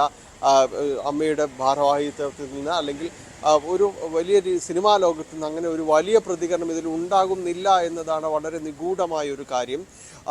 അവിടെ ശ്രദ്ധിക്കേണ്ടത് ഒറ്റപ്പെട്ട ചില പ്രതിഷേധ ശബ്ദങ്ങൾ ഉണ്ടാകുന്നുണ്ട്. കഴിഞ്ഞ ദിവസങ്ങളിൽ സന്ദ്ര തോമസിൻ്റെ ഫേസ്ബുക്ക് പോസ്റ്റ് പോലെ എന്തുകൊണ്ട് സിനിമാ സംഘടനകൾ ഇതിൽ അഭിപ്രായം പറയുന്നില്ല എന്നതാണ് അവർ ചോദിച്ചത്. അതുതന്നെയാണ് പൊതുസമൂഹവും ചോദിക്കുന്നത്. എന്തുകൊണ്ട് ഇവർ അഭിപ്രായം പറയാൻ ഇത്ര വൈകുന്നു എന്നതാണ് പൊതുവിൽ ഉയരുന്ന ചോദ്യമുണ്ടാകുന്നത്. അതിൽ കോടതി കഴിഞ്ഞ ദിവസം കേസ് പരിഗണിക്കുമ്പോൾ ഇതിൻ്റെ ഒരു സാമൂഹ്യ പ്രസക്തമായ കാര്യങ്ങളെക്കുറിച്ച് ചോദിച്ചു. ഇതൊരു സാമൂഹ്യ വിഷയമല്ലേ എന്ന് ചോദിച്ചു. തൊഴിലിടങ്ങളിലെ വിഷയമാണ് ഇത് ഉയർന്നു വരുന്നത്. അതുകൊണ്ട് തന്നെ ഇത് വളരെ പ്രസക്തമാണ്. സർക്കാർ എന്ത് നടപടിയാണ് ഇതിൽ ചെയ്യാൻ പോകുന്നത് അത് കൃത്യമായി വിശദീകരിക്കുക. അത് മാത്രവുമല്ല, ഇതിൽ ഏറ്റവും നിർണായകമാകാൻ പോകുന്നത് ഇതിൻ്റെ കൃത്യമായ റിപ്പോർട്ട്, ഒറിജിനൽ റിപ്പോർട്ട് വെട്ടിമുറിക്കാത്ത, ഇത് പുറത്തുവിട്ടിട്ടുള്ള ആ റിപ്പോർട്ട് അതല്ല, അത് ഒട്ടും തന്നെ വെട്ടിമുറിക്കാത്ത റിപ്പോർട്ട് കൃത്യമായി സീൽ ചെയ്ത കവറിൽ ഹൈക്കോടതിക്ക് മുന്നിലെത്തണം എന്ന് കോടതി ആവശ്യപ്പെട്ടിരിക്കുന്നു. അടുത്ത മാസം 10 കേസ് പരിഗണിക്കുമ്പോൾ കോടതിക്ക് മുൻപിൽ ഈ റിപ്പോർട്ട് അതിൻ്റെ ഒരു പൂർണ്ണ രൂപമുണ്ടാകുമെന്നാണ് അതിൽ ഹർജിക്കാരൻ പറഞ്ഞിരിക്കുന്നത്. ക്രിമിനൽ കേസ് എടുത്ത് മുന്നോട്ട് പോകണം എന്നതാണ്. അതിൽ കൃത്യമായ പേരുകളുണ്ടെങ്കിൽ, അതിൻ്റെ തെളിവുകളുണ്ടെങ്കിൽ അത് കോടതി പരിശോധിക്കണം ആ തെളിവുകൾ, എന്നിട്ട് നടപടികളിലേക്ക് പോകണമെന്നാണ്. അങ്ങനെയെങ്കിൽ ഹൈക്കോടതിക്ക് മുന്നിലെത്തുന്നത് ഇത്തരം തെളിവുകളുടെ ഒരു സമാഹാരമായിരിക്കും, റിപ്പോർട്ടിൻ്റെ ഒരു പൂർണ്ണ രൂപമായിരിക്കും. എങ്കിൽ ഹൈക്കോടതി അത് പരിശോധിച്ചതിന് ശേഷം പറയുന്ന ഓരോ കമൻറ്റും ഓരോ കാര്യവും അതീവ നിർണായകമായിരിക്കും എന്ന കാര്യത്തിൽ ഒരു സംശയവുമില്ല. ഹേമ കമ്മിറ്റി അതിൻ്റെ നിർണായകമായ വഴിത്തിരിവുകളിലേക്ക് കടക്കുകയാണ് എന്ന കാര്യം യാതൊരു സംശയവുമില്ല. അവിടെ സർക്കാരിന് എന്താണ് അത്തരം നടപടികളിൽ കോടതിയിൽ ഇനി എന്ത് തുടർന്ന് ബോധിപ്പിക്കാൻ കഴിയുമെന്നതും ശ്രദ്ധേയമാണ്. കാരണം ഈ റിപ്പോർട്ട് കിട്ടി 4.5 വർഷമാകുമ്പോൾ അതിൽ വലിയ നടപടികൾ ഉണ്ടായിട്ടില്ല എന്നതാണ് പൊതുവിലുയരുന്ന വിമർശനം. അപ്പോൾ ഇത്രയും കാലമായി ഇന്റേണൽ കമ്മിറ്റി രൂപീകരിക്കുക അല്ലെങ്കിൽ മറ്റ് ശുപാർശകളുണ്ട് ഹേമ കമ്മിറ്റിയുടെ. അപ്പോൾ അത് പ്രകാരം എന്ത് നടപടികൾ സ്വീകരിച്ചു എന്നതെല്ലാം തന്നെ പറയേണ്ടി വരും. അപ്പോൾ അത്തരം മറുപടികൾ എന്താണ് സർക്കാരിന് പറയാനുള്ളത് എന്നതാണ് കാതോർത്തിരിക്കുന്നത്. ഒപ്പം തന്നെയും പൊതുവിൽ വലിയ രീതിയിലുള്ള ഒരു പ്രതിഷേധ ശബ്ദത്തിലേക്ക് പ്രതിപക്ഷം ഒന്നടങ്കം നീങ്ങുന്നുണ്ട്. നേരത്തെ പറഞ്ഞതുപോലെ ഇവിടെ കൊച്ചിയിൽ ഇന്ന് മഹിളാ കോൺഗ്രസിന് വക പ്രതിഷേധമുണ്ട്. കാരണം ഇതൊരു രാഷ്ട്രീയ വിഷയമായി ഉയർത്തിക്കൊണ്ടുവരാൻ തന്നെയാണ് പ്രതിപക്ഷം ശ്രമിക്കുന്നത്. സാമൂഹിക പ്രശ്നമാണ് എന്ന് പറയുമ്പോൾ പോലും, സ്ത്രീകൾ നേരിടുന്ന പ്രശ്നമാണ് എന്ന് പറയുമ്പോൾ പോലും അതിൽ രാഷ്ട്രീയപരമായ തീർച്ചയായും അത്തരമൊരു നീക്കത്തിനുള്ള സാധ്യതകളുടെ ഒരു വാതിലുണ്ട് എന്ന് തന്നെയാണ് പ്രതിപക്ഷം കരുതുന്നത്. അത് തുറക്കുകയാണ് ഈ ഹേമ കമ്മിറ്റി റിപ്പോർട്ടിലെ പ്രതിഷേധ പരിപാടികളിലൂടെ. ഇന്നലെ പ്രതിപക്ഷ നേതാവ് പറഞ്ഞതിൽ കൃത്യമായൊരു വാചകമുണ്ട്. ഇത് സിനിമാ കോൺക്ലേവ്, ഇരകളും വേട്ടക്കാരും തമ്മിലുള്ള ഒരു സിറ്റിംഗ് ആണ് ഉദ്ദേശിക്കുന്നതെങ്കിൽ തങ്ങൾ അത് സമ്മതിക്കില്ല. തീർച്ചയായും പ്രതിഷേധമുണ്ടാകും, ഒരു കാരണവശാലും അത് സമ്മതിക്കില്ല എന്ന് വ്യക്തമാക്കുന്നു.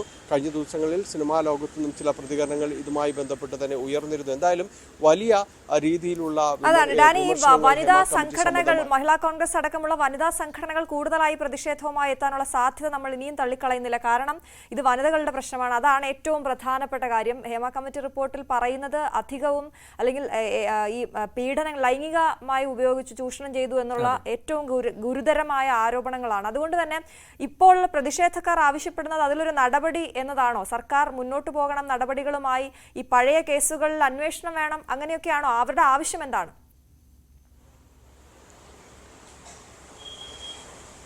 തീർച്ചയായും ഈ റിപ്പോർട്ടിന് പുറത്ത് പരാതികളിൽ ഇപ്പോൾ പറഞ്ഞിരിക്കുന്ന ഈ മൊഴികളിൽ അതിൻ്റെ പുറത്തെല്ലാം തന്നെ കൃത്യമായ നടപടികൾ വേണമെന്നാണ്. അതിൽ ഉയരുന്ന ചോദ്യം, പരാതിയില്ലാതെ നടപടിയെടുക്കാൻ കഴിയുമോ എന്ന ഒരു ചോദ്യം ഉയരുമ്പോൾ അതിന് സാധ്യതയുണ്ട് എന്ന് മറുവിഭാഗം വാദിക്കുകയും ചെയ്യുന്നു. അപ്പോൾ ഇതിൽ എന്താണ് ഇത്തരം കൃത്യമായ രീതിയിലൊരു നിയമവശങ്ങൾ എന്നത് പരിശോധിക്കേണ്ടി വരുന്നു. അപ്പോൾ പരാതികളില്ലാതെ നടപടിയെടുക്കാൻ കഴിയുമോ എന്ന ചോദ്യം തുടങ്ങുന്നിടത്താണ് നമ്മൾ ശ്രദ്ധിക്കേണ്ടത്. ഹൈക്കോടതിയുടെ മുന്നിലേക്ക് ഈ സീൽ ചെയ്ത കവറിൽ റിപ്പോർട്ട് പോകുന്നു എന്നത്. ഹൈക്കോടതിയുടെ പരിശോധനകൾ സൂചനകൾ ഇതിൽ നിർണായകമായിരിക്കും. കാരണം ഇത്തരം ഒരു സംശയങ്ങൾക്ക് ഉത്തരം നൽകാൻ ഒരുപക്ഷെ കോടതി ഈ റിപ്പോർട്ട് പരിശോധിക്കുന്നതിലൂടെ കഴിഞ്ഞേക്കും. അതിൽ എന്തുമാത്രം തെളിവുകൾ അടങ്ങിയിട്ടുണ്ട്, എത്രമാത്രം പ്രസക്തമാണ് എന്നതടക്കമുള്ള കാര്യങ്ങൾ അതിൽ കോടതിയുടെ പരിഗണനയിലേക്ക് ഇപ്പോൾ ഈ കേസ് എത്തിയിരിക്കുന്നു. ഈ റിപ്പോർട്ട് മുഴുവനായും തന്നെ എത്തിയിരിക്കുന്നു എന്നതാണ്. അപ്പോൾ ആ റിപ്പോർട്ട് പരിശോധിക്കുമ്പോൾ അതിൽ അതീവ ഗുരുതര സ്വഭാവമുള്ള എന്തെങ്കിലും കാര്യങ്ങളിലേക്ക് പോകുന്നുണ്ടെങ്കിൽ തീർച്ചയായും തന്നെ അതിൽ നടപടികളിലേക്ക് കടക്കണമെങ്കിൽ ഒരുപക്ഷെ കോടതി അതിൽ പറയുന്ന കാര്യങ്ങൾ നിർണായകമായിരിക്കും. പരാതികളില്ലാതെ നടപടികളിലേക്ക് പോയിക്കൊണ്ട് ഹേമ കമ്മിറ്റി ആ റിപ്പോർട്ട് ഏത് രീതിയിൽ കൊണ്ടുപോകാൻ കഴിയുമെന്നതാണ് ഇനി ഇപ്പോൾ ചർച്ച ചെയ്യുന്നത്.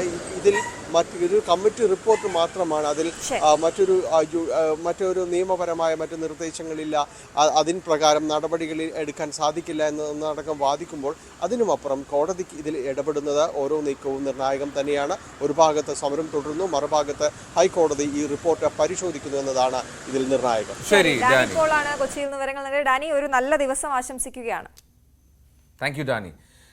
അപ്പോൾ നമ്മൾ ഇനി മറ്റൊരു വാർത്തയിലേക്ക് പോവുകയാണ്. ആലപ്പുഴ അമ്പലപ്പുഴയിൽ കടലാക്രമണത്തിൽ 5 വീടുകൾ തകർന്നു എന്നുള്ളതാണ്. നിരവധി വീടുകൾ തകർച്ചാ ഭീഷണിയിലാണെന്നും ആലപ്പുഴ ബ്യൂറോ റിപ്പോർട്ട് ചെയ്യുന്നു. ടെട്രാപോഡുകൾ ഉപയോഗിച്ചുള്ള കടൽ ഭിത്തി നിർമ്മാണം അത് അശാസ്ത്രീയമാണ് എന്നുള്ളതാണ് തീരദേശവാസികളുടെ പ്രധാനപ്പെട്ട പരാതി.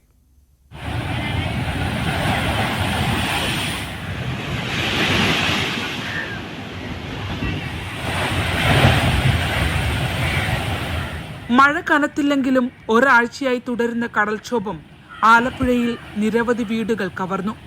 അമ്പലപ്പുഴ വടക്കു പഞ്ചായത്ത് 14-ാം വാർഡിലാണ് ഏറ്റവും രൂക്ഷം. ഒറ്റ ദിവസം കൊണ്ട് വീട് പൂർണ്ണമായി കടലെടുത്തതായി അശോക് കുമാർ പറയുന്നു.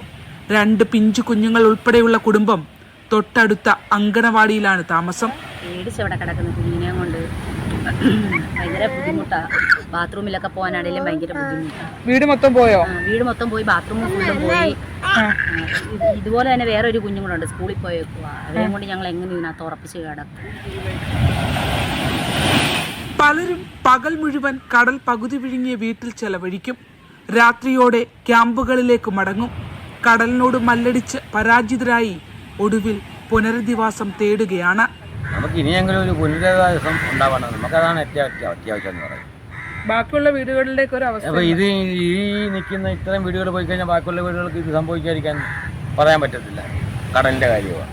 തെളിഞ്ഞ കാലാവസ്ഥയിൽ അപ്രതീക്ഷിതമായി ഉണ്ടായ കടൽക്കയറ്റം രൂക്ഷമായതോടെ പലരും രക്ഷപ്പെട്ടോടുകയായിരുന്നു. വീട് തകർന്നു വീണ മകൾക്ക് തലയ്ക്ക് പരിക്കേറ്റതായി ദിവാകരൻ എന്ന മത്സ്യത്തൊഴിലാളി പറയുന്നു.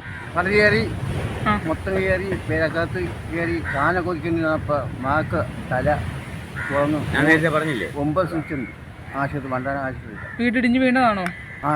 കട്ട വന്നു.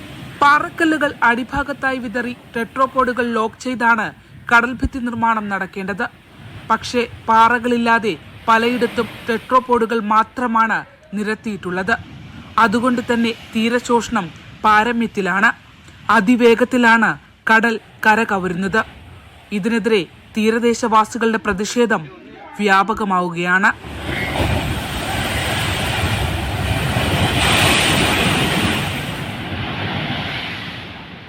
ശരണ്യ സ്നേഹജൻ, ന്യൂസ് 18, ആലപ്പുഴ. എന്താ അവിടെ കടൽ ഭിത്തി ഉണ്ടോ എന്ന് ചോദിച്ചാൽ ഉണ്ട്, പക്ഷേ അതിൽ കാര്യമുണ്ടോ എന്ന് ചോദിച്ചാൽ ഇല്ല. അശാസ്ത്രീയമായിട്ടുള്ള നിർമ്മാണം അവരെ എത്ര കുടുംബങ്ങളെയാണ് അത് ബാധിക്കുന്നത് എന്നുള്ളതാണ്. നമുക്ക് ഇടുക്കിയിലേക്ക് പോകാം. ഇടുക്കി കട്ടപ്പന കല്യാണത്തണ്ടിലെ ജനവാസ മേഖലയിൽ റവന്യൂ അധികൃതർ സർക്കാർ വക ഭൂമി എന്ന ബോർഡ് സ്ഥാപിച്ചതോടെ ആശങ്കയിലായിരിക്കുകയാണ് 43 കുടുംബങ്ങൾ. കട്ടപ്പന വില്ലേജിൽ താമസിച്ചു വന്നിരുന്ന കുടുംബങ്ങളാണ് ഇത്തരത്തിൽ പ്രയാസത്തിലായത്. റവന്യൂ വകുപ്പ് നടപടിക്കെതിരെ പ്രതിഷേധവുമായി നാട്ടുകാർ രംഗത്തെത്തിയിട്ടുണ്ട്. കട്ടപ്പന വില്ലേജിൽ ബ്ലോക്ക് നമ്പർ 60-ൽ സർവേ നമ്പർ 19-ൽ ഉൾപ്പെട്ട സർക്കാർ വക പുല്ലുമേട് എന്ന് രേഖപ്പെടുത്തിയിട്ടുള്ള 37 ഏക്കറോളം വരുന്ന റവന്യൂ പുറമ്പോക്കിൽ ബോർഡ് സ്ഥാപിച്ചതാണ് ഇവിടുത്തുകാരുടെ ആശങ്കയ്ക്ക് കാരണം. ഇവിടെ താമസിക്കുന്ന 43 കുടുംബങ്ങളെ ഇറക്കിവിട്ട് പ്രദേശം റിസർവ് വനമാക്കി മാറ്റാനാണ് നീക്കമെന്നാണ് പ്രദേശവാസികൾ ആരോപിക്കുന്നത്. വിധവയാ, ഞാൻ കരവടച്ചോണ്ടിരിക്കുന്നത്. ഇത് പുറമ്പോക്കാന്നും പറഞ്ഞ് ഞാൻ കരവടക്കേണ്ട കാര്യമുണ്ടോ? ഉണ്ടോ? ഞാനിപ്പോൾ എത്ര അതേ ആ കാർഡിലേക്ക് ഇരിപ്പുണ്ട്. കരവടച്ച രസീതും പിന്നെ പിണറായിക്ക് ഞാൻ പെരയുടെ ഫോട്ടോയും പട്ടയത്തിനെല്ലാം കൊടുത്ത രസീത് ആ പുള്ളിക്കാരൻ്റെ ഇരിപ്പം ഞാൻ കൊടുത്തിട്ടുണ്ട്. എനിക്കൊരു പട്ടയവും ഇല്ല, പിന്നെ പെരയും ഇല്ല. വലുതാ കിട്ടിയ ഞാൻ കിടക്കുന്നത്. പട്ടയം കിട്ടാൻ അർഹതയുള്ള ഭൂമി ഇതുവരെയും നമുക്ക് അതിന് പട്ടയത്തിന് ആർക്കും അനുവദിച്ചൊന്നും കൊടുത്തിട്ടില്ല. കല്യാണത്തണ്ടിൽ 17, 18, 19 സർവേ നമ്പറുകളിൽ ഉൾപ്പെടുന്ന പ്രദേശം റവന്യൂ ഭൂമിയാണെന്ന് അധികൃതർ പറയുന്നു. പതിറ്റാണ്ടുകളായി ഇവിടെ താമസിക്കുന്നവർക്ക് പട്ടയം നൽകുമെന്ന് റവന്യൂ വകുപ്പും ജനപ്രതിനിധികളും വാഗ്ദാനം നൽകിയതോടൊപ്പം ഭൂമി സർവേ നടപടികൾ പൂർത്തിയാക്കിയിട്ടുള്ളതാണെന്നും നാട്ടുകാർ ചൂണ്ടിക്കാട്ടുന്നു. 1978 ഞാൻ 1800 രൂപയ്ക്ക് മേടിച്ച ഭൂമിയിലാണ് താമസിക്കുന്നത്. അത് ഈ റോഡ് വെട്ടാമെന്ന് പറഞ്ഞ് കുറേ റോഡും വെട്ടി ബാക്കിയുള്ള ചുമ്മാ കിടക്കുക. റോഡ് പറമ്പിന് 3 പേര് കൂടെ ഉണ്ടാക്കിയിട്ടുണ്ട്, പക്ഷെ പകുതി പോലും പണി നടക്കുന്നുമില്ല. പട്ടയം ലഭിക്കാത്തതിനാൽ വാസയോഗ്യമായ വീടില്ലാത്തവർക്ക് നഗരസഭ അനുവദിച്ച വീടുകൾ നിർമ്മിക്കാനും കഴിയാത്ത സ്ഥിതിയുണ്ട്. ഇത്രയും കാലം ഇവിടെ താമസിച്ചിട്ട് ഇനിയും എങ്ങോട്ട് പോകുമെന്നാണ് ഈ കുടുംബങ്ങളുടെ ചോദ്യം. പട്ടയം നൽകുമെന്ന വാഗ്ദാനം ലംഘിച്ച് കുടിയിറക്കാനുള്ള റവന്യൂ വകുപ്പിന്റെ ശ്രമത്തിനെതിരെ ശക്തമായ പ്രതിഷേധത്തിനൊരുങ്ങുകയാണ് പ്രദേശവാസികൾ. ന്യൂസ് 18 ഇടുക്കി. ഒരുപാട് പ്രാദേശികമായിട്ട് ഇത്തരം പ്രശ്നങ്ങളുണ്ട്. നമുക്ക് ഈ പ്രശ്നങ്ങളിലേക്കൊക്കെ നമ്മൾ ഈ മോർണിംഗ് വൈബ്സിന് ഏറ്റവും പ്രധാനപ്പെട്ട പ്രശ്നം എപ്പോഴും റോഡാണ്. പ്രാദേശികമായിട്ടുള്ള അങ്ങനെ ഒരു വിഷയത്തിലേക്ക് തന്നെയാണ് നമുക്ക് ഈ മനുഷ്യന്റെ പ്രധാനപ്പെട്ട ആവശ്യങ്ങളൊന്നാണ് റോഡ്, വെള്ളം, പിന്നെ ആവാസത്തിനുള്ള സാഹചര്യമൊക്കെ. അപ്പോൾ അതിൽ പെട്ടെന്ന് ഈ എന്തുകൊണ്ടാണ് രാഷ്ട്രീയക്കാര് ഇലക്ഷൻ ആകുമ്പോഴേക്കും റോഡൊക്കെ വൃത്തിയാക്കുന്നത് അല്ലേ? അതെ, നമുക്ക് ഏറ്റവും നമ്മളെ പെട്ടെന്ന് ബാധിക്കുന്ന കാര്യങ്ങളാണ് അതൊക്കെ. അപ്പോൾ അത്തരത്തിലൊരു വാർത്തയിലേക്ക് പോവുകയാണ്. പ്രതിഷേധങ്ങൾക്കും വിമർശനങ്ങൾക്കും ഒടുവിൽ ഒരു റോഡിന് ശാപമോക്ഷമാവുകയാണ്. ഏതാണെന്നല്ലേ? കൊട്ടാരക്കര ശാസ്താംകോട്ട റോഡിൽ റെയിൽവേ മേൽപ്പാലത്തിന് സമീപം റോഡിൽ രൂപപ്പെട്ട കുഴികൾ അടയ്ക്കാത്തതിലായിരുന്നു വലിയ പ്രതിഷേധം അല്ലേ? ഒരുപാട് നാൾ നീണ്ടു നിന്ന വലിയ പ്രതിഷേധമായിരുന്നു. മന്ത്രി KN ബാലഗോപാൽ ഇടപെട്ട് എന്തായാലും 12 ലക്ഷം രൂപ അതിന്റെ നവീകരണത്തിനായി നൽകിയതോടെ നിർമ്മാണം ആരംഭിച്ചു എന്നുള്ള പോസിറ്റീവായിട്ടുള്ള വാർത്തയാണ് പ്രേക്ഷകരുമായിട്ട് പങ്കുവയ്ക്കുന്നത്. 2018 റോഡ് പുനരുദ്ധാരണം കരാറുകാരൻ ഉപേക്ഷിച്ചു പോയതാണ് ഈ നവീകരണം നീളാൻ കാരണമായതും. അപ്പോൾ എന്തായാലും നമുക്കൊപ്പം തത്സമയം ചേരുന്നത് കൊട്ടാരക്കരയിൽ നിന്ന് വിനീഷാണ്, ഞങ്ങളുടെ പ്രതിനിധി വിനീഷാണ്. Vineesh, good morning. അപ്പോൾ നമ്മളൊരു പോസിറ്റീവായിട്ടുള്ള വാർത്തയാണ് രാവിലെ പ്രേക്ഷകരിലേക്ക് കൊടുക്കുന്നത്. ആ റോഡിന് ശാപമോക്ഷമാകുന്നു എന്നുള്ളതാണ്. എത്രത്തോളം സന്തോഷത്തിലാണ് അല്ലെങ്കിൽ ആശ്വാസത്തിലാണ് അവിടെയുള്ളവർ?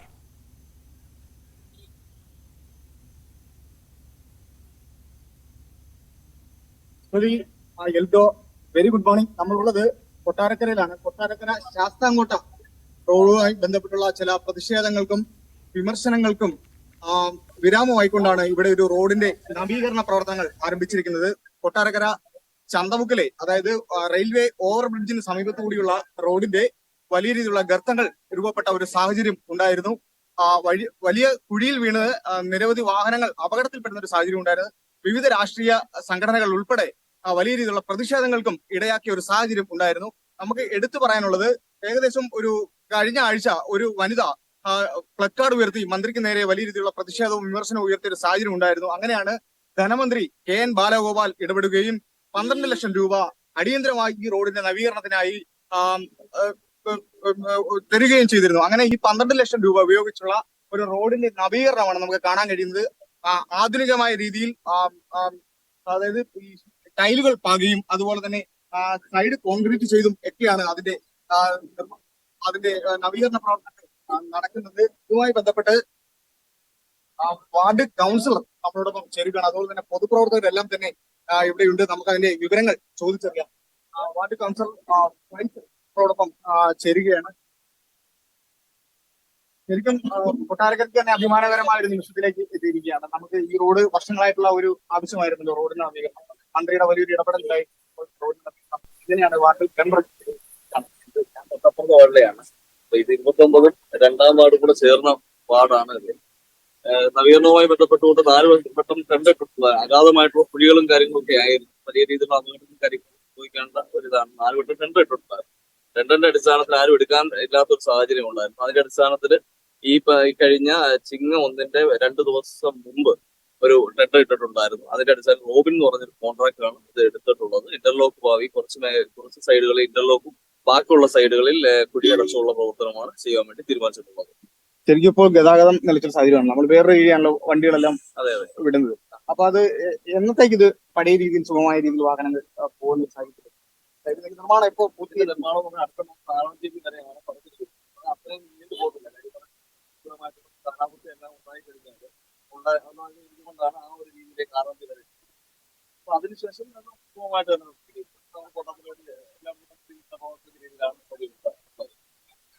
എങ്ങനെയാണ് ഇതിന്റെ നിർമ്മാണം?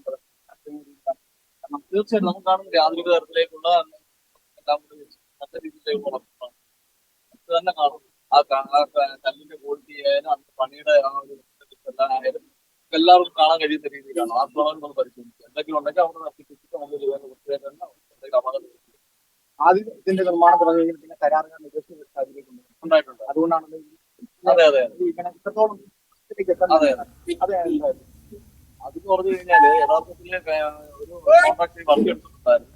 അദ്ദേഹത്തിന് ഇത് പൂർത്തീകരിക്കാൻ വേണ്ടി കഴിഞ്ഞിട്ടുണ്ട്. അദ്ദേഹം വർക്ക് ചെയ്തുകൊണ്ടിരിക്കും അദ്ദേഹം പൂർത്തീകരിക്കാൻ കഴിയാതെ വരികയാണ്. അതിന്റെ അടിസ്ഥാനത്തിൽ അദ്ദേഹത്തെ കൈപ്പറ്റിയിൽ ഉൾപ്പെടുത്തുകയും ചെയ്തിട്ടുണ്ട്. അതെ ബാക്കി PMNBC നിലവാരത്തിലായിരുന്ന റോഡിന്റെ നിർമ്മാണം, അതിന്റെ ആദ്യഘട്ട നിർമ്മാണം മാത്രമേ തുടങ്ങിയിരുന്നുള്ളൂ. അത് കരാറുകാർ ഉപേക്ഷിച്ചു പോയ ഒരു സാഹചര്യം ഉണ്ടായിരുന്നു. അങ്ങനെ ഇത് കരാർ ഏറ്റെടുക്കാൻ ആളില്ലാതെ വന്നതുകൂടിയാണ് ഈ റോഡിന്റെ നവീകരണം നിലച്ച സാഹചര്യത്തിലേക്ക് എത്തിയത്. അങ്ങനെയാണ് കൂടുതലും ഗർത്തങ്ങളിലേക്ക് എത്തിയത്. നമുക്ക് പൊതുപ്രവർത്തനം നമ്മളോടൊപ്പം ചേരുന്ന ചോദിച്ചറിയാം, എങ്ങനെയാണ് നമ്മുടെ ഇപ്പോഴത്തെ നിർമ്മാണ കാര്യങ്ങളൊക്കെ? പൊതുനിർമ്മാണം ഐസിൽ പറഞ്ഞല്ലോ, വളരെ ദുർഘടം പിടിച്ചൊരു ഭാഗമായിരുന്നു ഇത്. അതിന്റെ കാരണത്തെ സംബന്ധിച്ച് ആദ്യം തന്നെ സൂചിപ്പിച്ചു. ഇവിടെ നടന്നുവന്ന നിർമ്മാണ പ്രവർത്തനങ്ങൾ ഇടയ്ക്ക് വെച്ച് നിലച്ചുപോയി. കരാറുകാരൻ ഉപേക്ഷിച്ചതിനെ തുടർന്ന് നിലച്ചുപോയി. തുടർന്ന് ഇവിടെ കുറച്ച് സമയത്ത് വലിയ പ്രശ്നങ്ങളൊന്നും ഉണ്ടായിരുന്നില്ലെങ്കിൽ മഴ കനത്തതോടുകൂടി വലിയ കുഴികൾ രൂപപ്പെട്ടു. ഇവിടെ സഞ്ചാരയോഗ്യമല്ലാത്ത നിലയിലായി. ഇപ്പൊ വീണ്ടും ബഹുമാനപ്പെട്ട KN ബാലഗോപാലൻ ഗവൺമെന്റ് ഇടപെട്ടിട്ട് ആവശ്യമായ ഫണ്ട് അനുവദിച്ച് ഇവിടെ ഈ വെള്ളത്തിന്റെ ഒരു പ്രശ്നമുള്ള സ്ഥലമാണ്. അതുകൊണ്ട് തന്നെ ഇന്റർലോക്ക് ചെയ്ത് ആ ഭാഗം സഞ്ചാരയോഗ്യമാക്കുക എന്നുള്ള നിലയിലാണ് കാര്യങ്ങൾ നടന്നിട്ടുള്ളത്. അത് നല്ല നിലയിലാണ് പുരോഗമിക്കുന്നത്. എനിക്കൊന്ന് 2 ദിവസത്തിനകം തന്നെ പുനഃസ്ഥാപിക്കാൻ കഴിയുന്ന നിലയിൽ രാത്രി ഉൾപ്പെടെ അവർ ചെയ്യുകയാണ്. ശരി, എന്തായാലും ആ റോഡിന് ശാപമോക്ഷമാകുന്നു എന്നുള്ളതാണ്. വിനീഷാണ് നമുക്കൊപ്പം ചേർന്നത്. വിനീഷ്, എന്തായാലും വലിയ സന്തോഷമുള്ള കാര്യമാണ്. ഈ പ്രാദേശിക കാര്യങ്ങൾ, നിങ്ങളുടെ അവിടെയുള്ള പ്രദേശത്തെ എന്തെങ്കിലുമൊക്കെ പ്രശ്നങ്ങൾ, കുടിവെള്ള പ്രശ്നം അടക്കമുള്ള കാര്യങ്ങളൊക്കെ കൂടുതലായി ന്യൂസ് 8-നൊപ്പം പങ്കുവയ്ക്കുക. നമ്മൾ അതുപോലെ അവിടെ നിന്നും റിപ്പോർട്ട് ചെയ്യും. വിനീഷ്, എന്തായാലും വിനീഷിനൊരു നല്ല ദിവസം ആശംസിക്കുകയാണ് കേട്ടോ. Thank you Vineesh. Thank you. അതെ, ഈ നമുക്കൊരു ബ്രേക്ക് എടുക്കേണ്ടതുണ്ട്. അതിന് മുമ്പ് നമുക്കിന്ന് തിരുവനന്തപുരം നഗരത്തിൽ ഒരു ഗതാഗത നിയന്ത്രണമുണ്ട്, അതും കൂടി ഒന്ന് പറഞ്ഞു പോകാം. ഈ ജല അതോറിറ്റിയുടെ നിർമ്മാണ പ്രവർത്തനങ്ങളുമായി ബന്ധപ്പെട്ട് അമ്പലമുക്ക് വയലിക്കട റോഡിൽ ഗതാഗത നിയന്ത്രണമുണ്ട്. അപ്പോൾ രാവിലെ പോകുന്നവരൊന്ന് സൂക്ഷിച്ചാൽ കൊള്ളാം. അമ്പലമുക്കുന്നും വയലിക്കട ഭാഗത്തേക്ക് പോകേണ്ട വാഹനങ്ങൾ കവടിയാർ പറമ്പിക്കോണം വഴി പോകണമെന്നാണ് പറഞ്ഞത്. അപ്പോൾ ചെറുതായിട്ടൊന്ന് ചുറ്റി പോകേണ്ടി വരും. അതുകൊണ്ട് കുറച്ച് നേരത്തെ ഇറങ്ങിയാൽ നന്നായിരിക്കും. ഓക്കെ, അപ്പോൾ എന്തായാലും നമ്മളൊരു ബ്രേക്കിലേക്ക് പോവുകയാണ്. ഇടവേളയ്ക്ക് ശേഷം നമ്മൾ തിരികെ എത്തുമ്പോൾ സിനിമ, രാജ്യാന്തര, ദേശീയ വാർത്തകളൊക്കെ ഉണ്ടാകും. ഓക്കെ,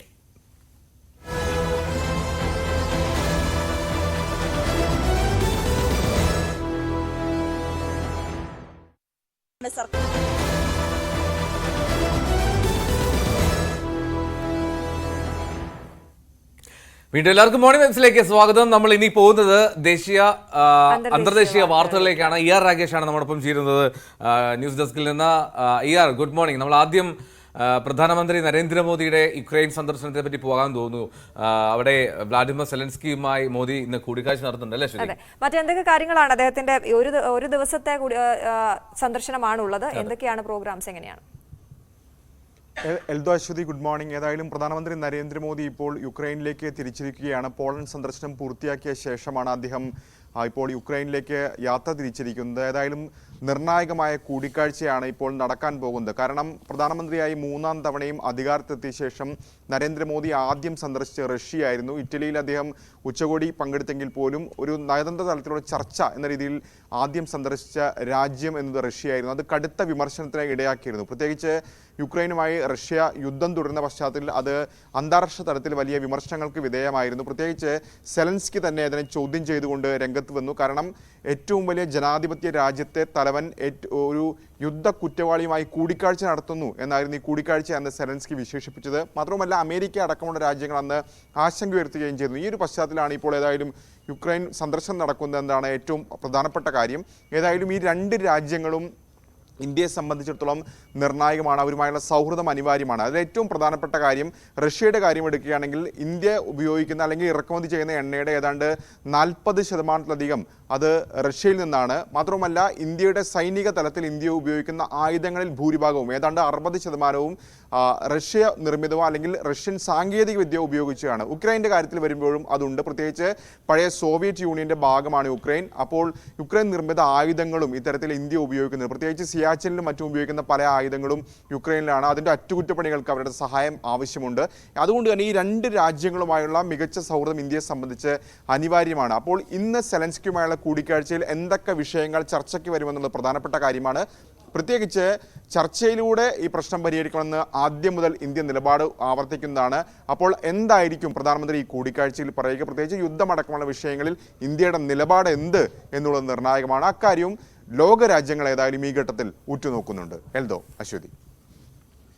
ഈ കൊൽക്കത്ത യുവ ഡോക്ടറുടെ കൊലപാതകത്തിൽ പ്രതിഷേധം ഇപ്പോഴും തുടരുകയാണ്. ഡോക്ടർമാർ നടത്തിയിരുന്ന സമരം അവസാനിപ്പിച്ചിരിക്കുന്നു. ജോലിയിൽ തിരികെ പ്രവേശിക്കണമെന്നും ഡോക്ടർമാരുടെ എല്ലാ പ്രശ്നങ്ങളും കർമ്മസമിതി കേൾക്കുമെന്നുമായിരുന്നു പ്രതിഷേധത്തിൽ പങ്കെടുത്തവരുടെ പേരിൽ നടപടി ഉണ്ടാകില്ല എന്ന് പറഞ്ഞുകൊണ്ട് സുപ്രീം കോടതി ഇന്നലെ ഒരു ഇടപെടൽ നടത്തിയത്. ഡോക്ടർമാർക്ക് അതിനെ സംബന്ധിച്ച് ഉറപ്പും നൽകിയിട്ടുണ്ടല്ലോ. അതെ, ഈ സാഹചര്യത്തിലാണ് ഈ സമരം അവസാനിപ്പിക്കാൻ തയ്യാറായത്. പക്ഷേ ഈ നടപടികൾ അന്വേഷണമൊക്കെ പുരോഗമിക്കുന്ന സാഹചര്യത്തിൽ പ്രതിഷേധം അവിടെ അണിയുന്നില്ല. ഡോക്ടർമാർ സമരം അവസാനിപ്പിച്ചുവെങ്കിൽ പോലും ഇനി കേസ് എപ്പോഴാണ് വീണ്ടും പരിഗണിക്കുന്നത് സുപ്രീം കോടതി? എൽദോ, രണ്ട് കാര്യങ്ങൾ. അതിൽ ഏറ്റവും പ്രധാനപ്പെട്ട കാര്യം, ഒന്ന്, കൊൽക്കത്തയിലെ ഡോക്ടർമാർ പൂർണ്ണമായി സമരം അവസാനിപ്പിച്ചിട്ടില്ല. കാരണം രാജ്യവ്യാപകമായിട്ട് പ്രതിഷേധം അവസാനിപ്പിച്ചിട്ടുണ്ട്. പക്ഷേ കൊൽക്കത്തയിലെ ആർജിക്കർ ആശുപത്രിയിലെ ഡോക്ടർമാർ വ്യക്തമാക്കിയിരിക്കുന്ന കാര്യം പ്രതിഷേധം അവസാനിപ്പിക്കുന്നില്ല. കാരണം നീതി കിട്ടും വരെ പോരാട്ടം തുടരുമെന്നാണ് അവർ പറയുന്നത്. കാരണം ചില ആവശ്യങ്ങൾ മുന്നോട്ട് വെച്ചിരുന്നു, അക്കാര്യത്തിലൊരു നടപടിയില്ല. പ്രത്യേകിച്ച് സുരക്ഷ അടക്കമുള്ള വിഷയങ്ങളിൽ ഉറപ്പ് വേണം. അത് ഉണ്ടെങ്കിൽ മാത്രമേ ഈ സമരം അവസാനിപ്പിക്കൂ. അതുകൊണ്ട് തന്നെ പ്രതിഷേധം തുടരും എന്നവർ ആവർത്തിക്കുന്നുണ്ട്. ഇന്ന് നടക്കാൻ പോകുന്ന പ്രധാനപ്പെട്ട കാര്യം നുണ പരിശോധനയാണ്. പ്രത്യേകിച്ച് ആർജിക്കർ ആശുപത്രിയിലെ മുൻ പ്രിൻസിപ്പൽ സന്ദീപ് ഘോഷ് ഉൾപ്പെടെ 6 പേരുടെ നുണപരിശോധന ഇന്ന് നടക്കുന്നുണ്ട്. സന്ദീപ് ഘോഷ്, അതിന് പുറമെ ഈ ജൂനിയർ ഡോക്ടർക്ക് സഹപ്രവർത്തകരായിരുന്ന മറ്റ് 4 ജൂനിയർ ഡോക്ടർമാർ, ഒപ്പം തന്നെ ഒരു സിവിക് വളണ്ടിയർ, ഇങ്ങനെ 6 പേരുടെ നുണപരിശോധനയാണ് ഇന്ന് നടക്കുന്നത്. സന്ദീപ് ഘോഷിന്റെ കാര്യം നമുക്കറിയാം. സന്ദീപ് ഘോഷിന് എന്തോ താല്പര്യമുണ്ട് എന്ന രീതിയിൽ, അല്ലെങ്കിൽ ചില സംശയങ്ങൾ പ്രകടിപ്പിക്കുന്ന ഇടപെടലുകൾ സന്ദീപ് ഘോഷിന്റെ ഭാഗത്തുനിന്നുണ്ടായിരുന്നു. പ്രത്യേകിച്ച് ഈ കോൺഫറൻസ് ഹാളിലും ആയിരുന്നു ഈ ജൂനിയർ ഡോക്ടറുടെ മൃതദേഹം കണ്ടത്. തൊട്ടടുത്ത ദിവസം അതിന് സമീപം അറ്റകുറ്റപ്പണി നടത്താൻ നിർദ്ദേശിക്കുന്നു. മാത്രവുമല്ല, ഈ പുലർച്ചെ കൊലപാതകം അറിഞ്ഞ് വീട്ടുകാരെ അറിയിക്കുന്നത് വളരെ വൈകിയാണ്. അങ്ങനെ പ്രിൻസിപ്പൽ എന്ന രീതിയിൽ സന്ദീപ് ഘോഷിന്റെ ഇടപെടൽ ചോദ്യം അന്ന് തന്നെ ഉയർത്തിയിരുന്നു. സുപ്രീം കോടതിയും ആ ചോദ്യങ്ങൾ കഴിഞ്ഞ ദിവസം ആവർത്തിക്കുകയും ചെയ്തു. മറ്റ് 4 ഡോക്ടർമാരുടെ കാര്യം വരികയാണെങ്കിൽ, അവരാണ് അന്ന് ഈ കൊല്ലപ്പെട്ട ജൂനിയർ ഡോക്ടർക്കൊപ്പം ജോലിയിലുണ്ടായിരുന്നത്. അവർ ഒരുമിച്ചാണ് ഭക്ഷണം കഴിച്ചത്. അപ്പോൾ അക്കാര്യങ്ങൾ പശ്ചാത്തലമാണ് അവരെ നുണപരിശോധനയ്ക്ക് വിധേയമാക്കുന്നത്. ഈ സിവിക് വളണ്ടിയറിന്റെ കാര്യത്തിൽ ഈ കുറ്റകൃത്യം ചെയ്ത പ്രതിക്കൊപ്പം അന്ന് രാത്രി പലപ്പോഴായി ഇയാളെ കണ്ടിരുന്നു. ഇതുകൂടി കണക്കിലെടുത്തുകൊണ്ടാണ് ഇയാളെ നുണപരിശോധനയ്ക്ക് വിധേയമാക്കുന്നത്. അങ്ങനെ 6 പേരുടെ നുണപരിശോധന നടക്കുന്നു. സിയാൽദ കോടതി ഇന്നലെ അതിന് അനുമതി നൽകുകയും ചെയ്തിരുന്നു. ഏതായാലും കേസ് കോടതിയിൽ വീണ്ടും പരിഗണനയ്ക്ക് വരുന്നുണ്ട്.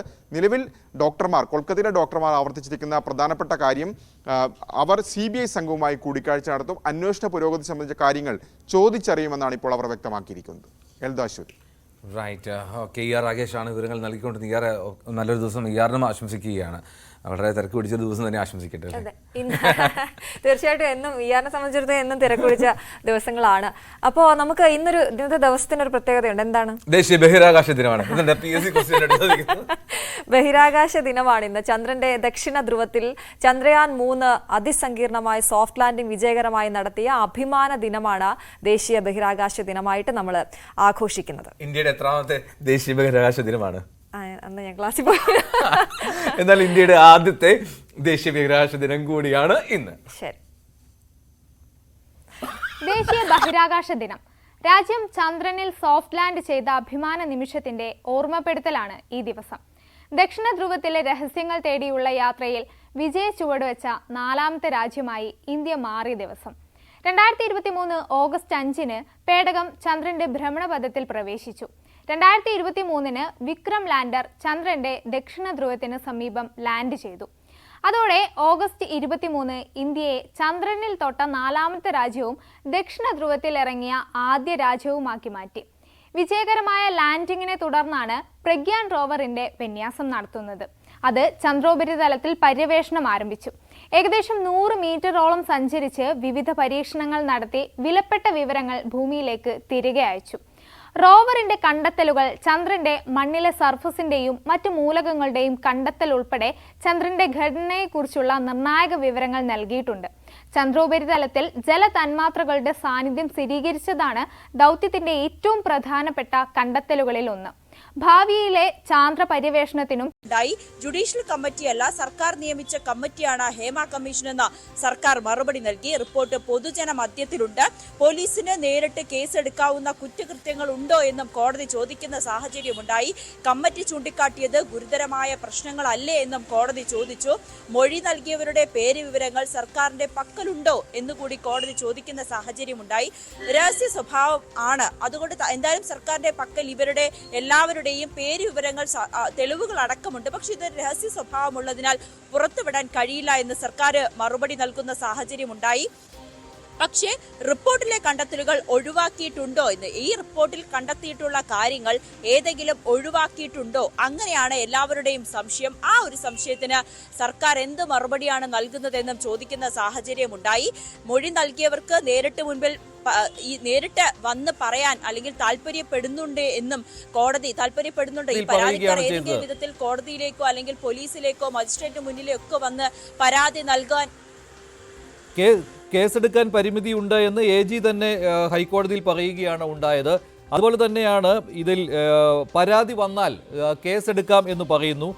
മറ്റൊരു കാര്യം എന്ന് പറയുന്നത് കുറ്റാരോപിതരുടെ വിവരങ്ങൾ പോലും ഇല്ല ഈ റിപ്പോർട്ടിൽ എന്നുള്ള കാര്യവും പറയുന്നുണ്ട്. പക്ഷേ ഹൈക്കോടതി ചോദിച്ച ഒരു പ്രധാനപ്പെട്ട കാര്യം ഉണ്ടല്ലോ, ഇതിൽ ഇരകളുടെ വിവരങ്ങൾ രഹസ്യമാക്കി വെച്ചുകൊണ്ട് ഈ ആരോപണം ആർക്കെതിരെയാണോ വന്നിട്ടുള്ളത് അവർക്കെതിരെ അന്വേഷണം നടക്കുന്നതിൽ എന്ത് കുഴപ്പമാണ് ഉള്ളത്? ഈ ചോദ്യം കോടതി ഉന്നയിച്ചുവല്ലോ, അതിന് കൃത്യമായ ഒരു മറുപടി സർക്കാരിൻ്റെ പക്കൽ ഉണ്ടായിരുന്നു.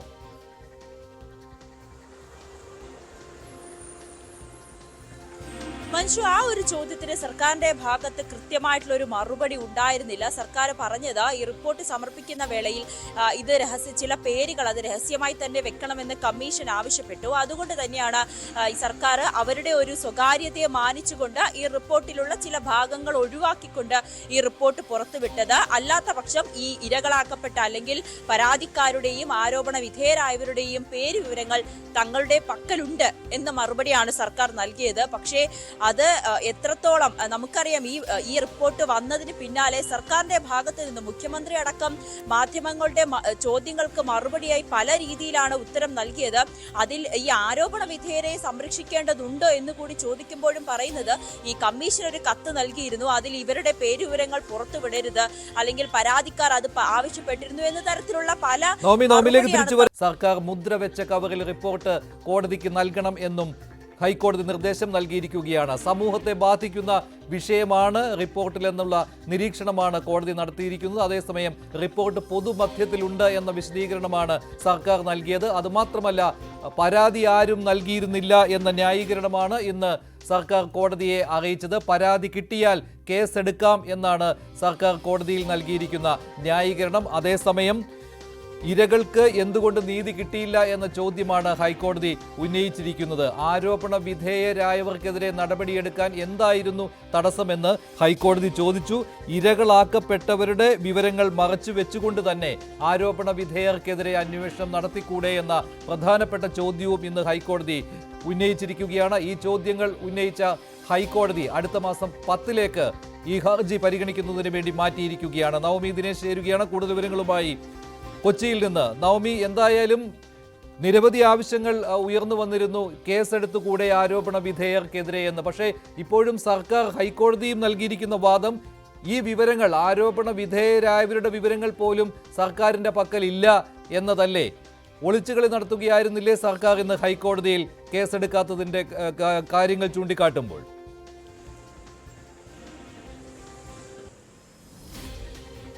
മഞ്ജുഷ, ഹേമ കമ്മിറ്റി റിപ്പോർട്ട് പുറത്തു വന്ന് 4 ദിവസം കഴിയും തോറും സർക്കാരിന്റെ ഒളിച്ചുകളി അതിപ്പോഴും തുടരുകയാണ്. ഒരേ സമയം ഇരയ്ക്കൊപ്പം ആണെന്ന് പറയുന്ന ഈ സർക്കാർ തന്നെ ഈ ആരോപണ വിധേയരായെ സംരക്ഷിക്കുന്ന ഒരു തീരുമാനം അല്ലെങ്കിൽ അങ്ങനെ ഒരു രീതിയിലേക്കാണ് സർക്കാർ മുന്നോട്ട് പോയിക്കൊണ്ടിരിക്കുന്നത്. എന്നാലും ഇന്ന് ഹൈക്കോടതി ഈ വിഷയം പരിഗണിച്ചപ്പോൾ സർക്കാരിനോട് നിരവധി ചോദ്യങ്ങൾ ചോദിച്ചു. അതിൽ ഏറ്റവും പ്രധാനപ്പെട്ട കാര്യം, ഇത്രയും വലിയ ഒരു റിപ്പോർട്ട് അല്ലെങ്കിൽ ഇത്രയും പ്രശ്നങ്ങൾ ഉന്നയിക്കുന്ന ഒരു റിപ്പോർട്ട് സർക്കാരിന്റെ മുന്നിൽ എത്തിയിട്ടും എന്ത് നടപടിയാണ് സർക്കാർ തീരുമാനിക്കുന്നത് അല്ലെങ്കിൽ എന്ത് നടപടിയാണ് സർക്കാർ എടുക്കാൻ പോകുന്നതെന്ന് കോടതിക്ക് തനിക്ക് അറിയണം. അത് എത്രയും വേഗം കോടതിക്ക് മുൻപിൽ സമർപ്പിക്കണം എന്നുകൂടി കോടതി ഇന്ന് വ്യക്തമാക്കിയിരിക്കുന്നു. എന്തായാലും ഇനി സർക്കാരിന് ഈ ഒരു വിഷയവുമായി ബന്ധപ്പെട്ട് കടുത്ത ഒരു നിലപാട് സ്വീകരിച്ചേ മതിയാകൂ. ഇനി ആരെയും സംരക്ഷിക്കാൻ കഴിയാത്തൊരു രീതിയിലേക്ക് സർക്കാരിന് പോകേണ്ട ഒരു സാഹചര്യം തന്നെയാണ്. ഇന്ന് ഹേമ കമ്മിറ്റി റിപ്പോർട്ട് പരിഗണിക്കുമ്പോൾ ആദ്യം തന്നെ സർക്കാരിനോട് കോടതി ചോദിച്ചത് സർക്കാരിന്റെ നിലപാട് എന്താണ്. പുറത്തുവിട്ട റിപ്പോർട്ടിൽ രഹസ്യാത്മകത ഇല്ല എന്നാണ് സർക്കാർ വ്യക്തമാക്കിയത്. ഗുരുതരമായ കുറ്റകൃത്യങ്ങൾ കണ്ടെത്തിയിട്ടുണ്ടോ, ഈ റിപ്പോർട്ടിൽ കണ്ടെത്തിയിട്ടുണ്ടോ എന്നും കോടതി ചോദിച്ചു. പരാതിയുള്ളവർക്ക് പോലീസിനെയോ മജിസ്ട്രേറ്റിനെയോ സമീപിക്കാമല്ലോ എന്നും കോടതി ചോദിക്കുന്ന സാഹചര്യമുണ്ടായി. ജുഡീഷ്യൽ കമ്മിറ്റിയല്ല, സർക്കാർ നിയമിച്ച കമ്മിറ്റിയാണ് ഹേമ കമ്മീഷൻ എന്ന സർക്കാർ മറുപടി നൽകി. റിപ്പോർട്ട് പൊതുജന മധ്യത്തിലുണ്ട്. പോലീസിന് നേരിട്ട് കേസെടുക്കാവുന്ന കുറ്റകൃത്യങ്ങൾ ഉണ്ടോ എന്നും കോടതി ചോദിക്കുന്ന സാഹചര്യമുണ്ടായി. കമ്മിറ്റി ചൂണ്ടിക്കാട്ടിയത് ഗുരുതരമായ പ്രശ്നങ്ങളല്ലേ എന്നും കോടതി ചോദിച്ചു. മൊഴി നൽകിയവരുടെ പേര് വിവരങ്ങൾ സർക്കാരിന്റെ പക്കലുണ്ടോ എന്നുകൂടി കോടതി ചോദിക്കുന്ന സാഹചര്യമുണ്ടായി. രഹസ്യ സ്വഭാവം ആണ്, അതുകൊണ്ട് എന്തായാലും സർക്കാരിന്റെ പക്കൽ ഇവരുടെ എല്ലാവരുടെയും പേര് വിവരങ്ങൾ തെളിവുകൾ അടക്കമുണ്ട്. പക്ഷെ ഇത് രഹസ്യ സ്വഭാവമുള്ളതിനാൽ പുറത്തുവിടാൻ കഴിയില്ല എന്ന് സർക്കാർ മറുപടി നൽകുന്ന സാഹചര്യമുണ്ടായി. പക്ഷേ റിപ്പോർട്ടിലെ കണ്ടെത്തലുകൾ ഒഴിവാക്കിയിട്ടുണ്ടോ എന്ന്, ഈ റിപ്പോർട്ടിൽ കണ്ടെത്തിയിട്ടുള്ള കാര്യങ്ങൾ ഏതെങ്കിലും ഒഴിവാക്കിയിട്ടുണ്ടോ, അങ്ങനെയാണ് എല്ലാവരുടെയും സംശയം. ആ ഒരു സംശയത്തിന് സർക്കാർ എന്ത് മറുപടിയാണ് നൽകുന്നതെന്നും ചോദിക്കുന്ന സാഹചര്യമുണ്ടായി. മൊഴി നൽകിയവർക്ക് നേരിട്ട് വന്ന് പറയാൻ അല്ലെങ്കിൽ താല്പര്യപ്പെടുന്നുണ്ട് എന്നും കോടതി താല്പര്യപ്പെടുന്നുണ്ട്. ഈ പരാതിക്കാർ ഏതെങ്കിലും വിധത്തിൽ കോടതിയിലേക്കോ അല്ലെങ്കിൽ പോലീസിലേക്കോ മജിസ്ട്രേറ്റ് മുന്നിലേക്കോ വന്ന് പരാതി നൽകാൻ കേസെടുക്കാൻ പരിമിതിയുണ്ട് എന്ന് AG തന്നെ ഹൈക്കോടതിയിൽ പറയുകയാണ് ഉണ്ടായത്. അതുപോലെ തന്നെയാണ് ഇതിൽ പരാതി വന്നാൽ കേസെടുക്കാം എന്ന് പറയുന്നു. മറ്റൊരു കാര്യം എന്ന് പറയുന്നത് കുറ്റാരോപിതരുടെ വിവരങ്ങൾ പോലും ഇല്ല ഈ റിപ്പോർട്ടിൽ എന്നുള്ള കാര്യവും പറയുന്നുണ്ട്. പക്ഷേ ഹൈക്കോടതി ചോദിച്ച ഒരു പ്രധാനപ്പെട്ട കാര്യം ഉണ്ടല്ലോ, ഇതിൽ ഇരകളുടെ വിവരങ്ങൾ രഹസ്യമാക്കി വെച്ചുകൊണ്ട് ഈ ആരോപണം ആർക്കെതിരെയാണോ വന്നിട്ടുള്ളത് അവർക്കെതിരെ അന്വേഷണം നടക്കുന്നതിൽ എന്ത് കുഴപ്പമാണ് ഉള്ളത്? ഈ ചോദ്യം കോടതി ഉന്നയിച്ചുവല്ലോ, അതിന് കൃത്യമായ ഒരു മറുപടി സർക്കാരിന്റെ പക്കൽ ഉണ്ടായിരുന്നു.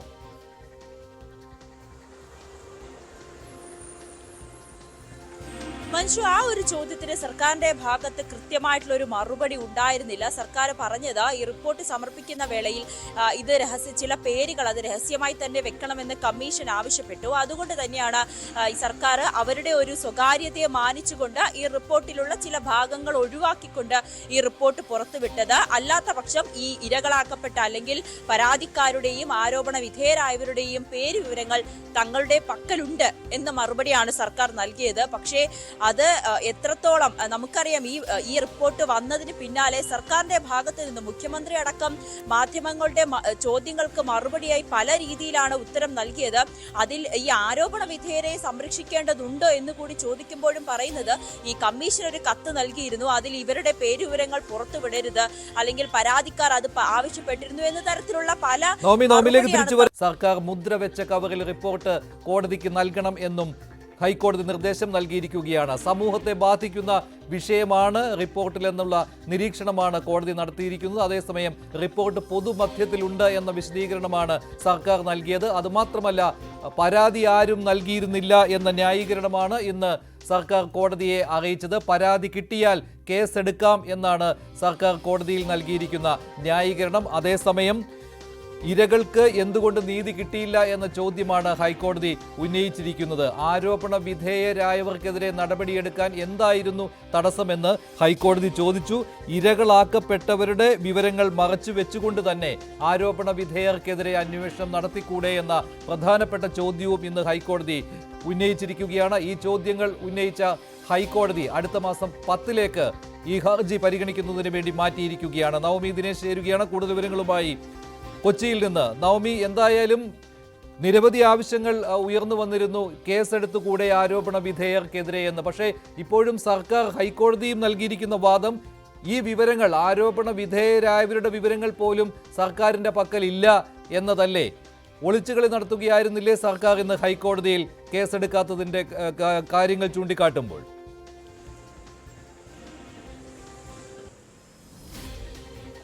മഞ്ജു, ഹേമ കമ്മിറ്റി റിപ്പോർട്ട് പുറത്തു വന്ന് 4 ദിവസം കഴിയുന്തോറും സർക്കാരിന്റെ ഒളിച്ചുകളി അതിപ്പോഴും തുടരുകയാണ്. ഒരേ സമയം ഇരയ്ക്കൊപ്പം ആണെന്ന് പറയുന്ന ഈ സർക്കാർ തന്നെ ഈ ആരോപണ വിധേയരായെ സംരക്ഷിക്കുന്ന ഒരു തീരുമാനം അല്ലെങ്കിൽ അങ്ങനെ ഒരു രീതിയിലേക്കാണ് സർക്കാർ മുന്നോട്ട് പോയിക്കൊണ്ടിരിക്കുന്നത്. എന്നാലും ഇന്ന് ഹൈക്കോടതി ഈ വിഷയം പരിഗണിച്ചപ്പോൾ സർക്കാരിനോട് നിരവധി ചോദ്യങ്ങൾ ചോദിച്ചു. അതിൽ ഏറ്റവും പ്രധാനപ്പെട്ട കാര്യം, ഇത്രയും വലിയ ഒരു റിപ്പോർട്ട് അല്ലെങ്കിൽ ഇത്രയും പ്രശ്നങ്ങൾ ഉന്നയിക്കുന്ന ഒരു റിപ്പോർട്ട് സർക്കാരിന്റെ മുന്നിൽ എത്തിയിട്ടും എന്ത് നടപടിയാണ് സർക്കാർ തീരുമാനിക്കുന്നത് അല്ലെങ്കിൽ എന്ത് നടപടിയാണ് സർക്കാർ എടുക്കാൻ പോകുന്നത് എന്ന് കോടതിക്ക് അറിയണം. അത് എത്രയും വേഗം കോടതിക്ക് മുൻപിൽ സമർപ്പിക്കണം എന്നുകൂടി കോടതി ഇന്ന് വ്യക്തമാക്കിയിരിക്കുന്നു. എന്തായാലും ഇനി സർക്കാരിന് ഈ ഒരു വിഷയവുമായി ബന്ധപ്പെട്ട് കടുത്ത ഒരു നിലപാട് സ്വീകരിച്ചേ മതിയാകൂ. ഇനി ആരെയും സംരക്ഷിക്കാൻ കഴിയാത്തൊരു രീതിയിലേക്ക് സർക്കാരിന് പോകേണ്ട ഒരു സാഹചര്യം തന്നെയാണ്. ഇന്ന് ഹേമ കമ്മിറ്റി റിപ്പോർട്ട് പരിഗണിക്കുമ്പോൾ ആദ്യം തന്നെ സർക്കാരിനോട് കോടതി ചോദിച്ചത് സർക്കാരിന്റെ നിലപാട് എന്താണ്. പുറത്തുവിട്ട റിപ്പോർട്ടിൽ രഹസ്യാത്മകത ഇല്ല എന്നാണ് സർക്കാർ വ്യക്തമാക്കിയത്. ഗുരുതരമായ കുറ്റകൃത്യങ്ങൾ കണ്ടെത്തിയിട്ടുണ്ടോ, ഈ റിപ്പോർട്ടിൽ കണ്ടെത്തിയിട്ടുണ്ടോ എന്നും കോടതി ചോദിച്ചു. പരാതിയുള്ളവർക്ക് പോലീസിനെയോ മജിസ്ട്രേറ്റിനെയോ സമീപിക്കാമല്ലോ എന്നും കോടതി ചോദിക്കുന്ന സാഹചര്യമുണ്ടായി. ജുഡീഷ്യൽ കമ്മിറ്റിയല്ല, സർക്കാർ നിയമിച്ച കമ്മിറ്റിയാണ് ഹേമ കമ്മീഷൻ എന്ന സർക്കാർ മറുപടി നൽകി. റിപ്പോർട്ട് പൊതുജന മധ്യത്തിലുണ്ട്. പോലീസിന് നേരിട്ട് കേസെടുക്കാവുന്ന കുറ്റകൃത്യങ്ങൾ ഉണ്ടോ എന്നും കോടതി ചോദിക്കുന്ന സാഹചര്യമുണ്ടായി. കമ്മിറ്റി ചൂണ്ടിക്കാട്ടിയത് ഗുരുതരമായ പ്രശ്നങ്ങളല്ലേ എന്നും കോടതി ചോദിച്ചു. മൊഴി നൽകിയവരുടെ പേര് വിവരങ്ങൾ സർക്കാരിന്റെ പക്കലുണ്ടോ എന്നുകൂടി കോടതി ചോദിക്കുന്ന സാഹചര്യമുണ്ടായി. രഹസ്യ സ്വഭാവം ആണ്, അതുകൊണ്ട് എന്തായാലും സർക്കാരിന്റെ പക്കൽ ഇവരുടെ എല്ലാവരുടെയും പേര് വിവരങ്ങൾ തെളിവുകൾ അടക്കമുണ്ട്. പക്ഷെ ഇത് രഹസ്യ സ്വഭാവമുള്ളതിനാൽ പുറത്തുവിടാൻ കഴിയില്ല എന്ന് സർക്കാർ മറുപടി നൽകുന്ന സാഹചര്യമുണ്ടായി. പക്ഷേ റിപ്പോർട്ടിലെ കണ്ടെത്തലുകൾ ഒഴിവാക്കിയിട്ടുണ്ടോ എന്ന്, ഈ റിപ്പോർട്ടിൽ കണ്ടെത്തിയിട്ടുള്ള കാര്യങ്ങൾ ഏതെങ്കിലും ഒഴിവാക്കിയിട്ടുണ്ടോ, അങ്ങനെയാണ് എല്ലാവരുടെയും സംശയം. ആ ഒരു സംശയത്തിന് സർക്കാർ എന്ത് മറുപടിയാണ് നൽകുന്നതെന്നും ചോദിക്കുന്ന സാഹചര്യമുണ്ടായി. മൊഴി നൽകിയവർക്ക് നേരിട്ട് വന്ന് പറയാൻ അല്ലെങ്കിൽ താല്പര്യപ്പെടുന്നുണ്ട് എന്നും കോടതി താല്പര്യപ്പെടുന്നുണ്ട്. ഈ പരാതിക്കാർ ഏതെങ്കിലും വിധത്തിൽ കോടതിയിലേക്കോ അല്ലെങ്കിൽ പോലീസിലേക്കോ മജിസ്ട്രേറ്റ് മുന്നിലേക്കോ വന്ന് പരാതി നൽകാൻ കേസെടുക്കാൻ പരിമിതിയുണ്ട് എന്ന് AG തന്നെ ഹൈക്കോടതിയിൽ പറയുകയാണ് ഉണ്ടായത്. അതുപോലെ തന്നെയാണ് ഇതിൽ പരാതി വന്നാൽ കേസെടുക്കാം എന്ന് പറയുന്നു.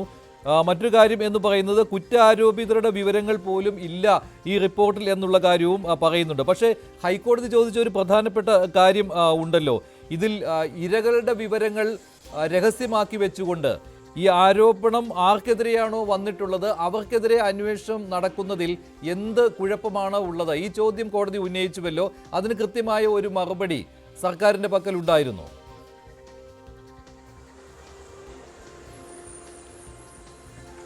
മഞ്ജു, ആ ഒരു ചോദ്യത്തിന് സർക്കാരിന്റെ ഭാഗത്ത് കൃത്യമായിട്ടുള്ള ഒരു മറുപടി ഉണ്ടായിരുന്നില്ല. സർക്കാർ പറഞ്ഞത് ഈ റിപ്പോർട്ട് സമർപ്പിക്കുന്ന വേളയിൽ ഇത് ചില പേരുകൾ അത് രഹസ്യമായി തന്നെ വെക്കണമെന്ന് കമ്മീഷൻ ആവശ്യപ്പെട്ടു. അതുകൊണ്ട് തന്നെയാണ് ഈ സർക്കാർ അവരുടെ ഒരു സ്വകാര്യതയെ മാനിച്ചുകൊണ്ട് ഈ റിപ്പോർട്ടിലുള്ള ചില ഭാഗങ്ങൾ ഒഴിവാക്കിക്കൊണ്ട് ഈ റിപ്പോർട്ട് പുറത്തുവിട്ടത്. അല്ലാത്ത പക്ഷം ഈ ഇരകളാക്കപ്പെട്ട അല്ലെങ്കിൽ പരാതിക്കാരുടെയും ആരോപണ വിധേയരായവരുടെയും പേര് വിവരങ്ങൾ തങ്ങളുടെ പക്കലുണ്ട് എന്ന് അറസ്റ്റിലായി.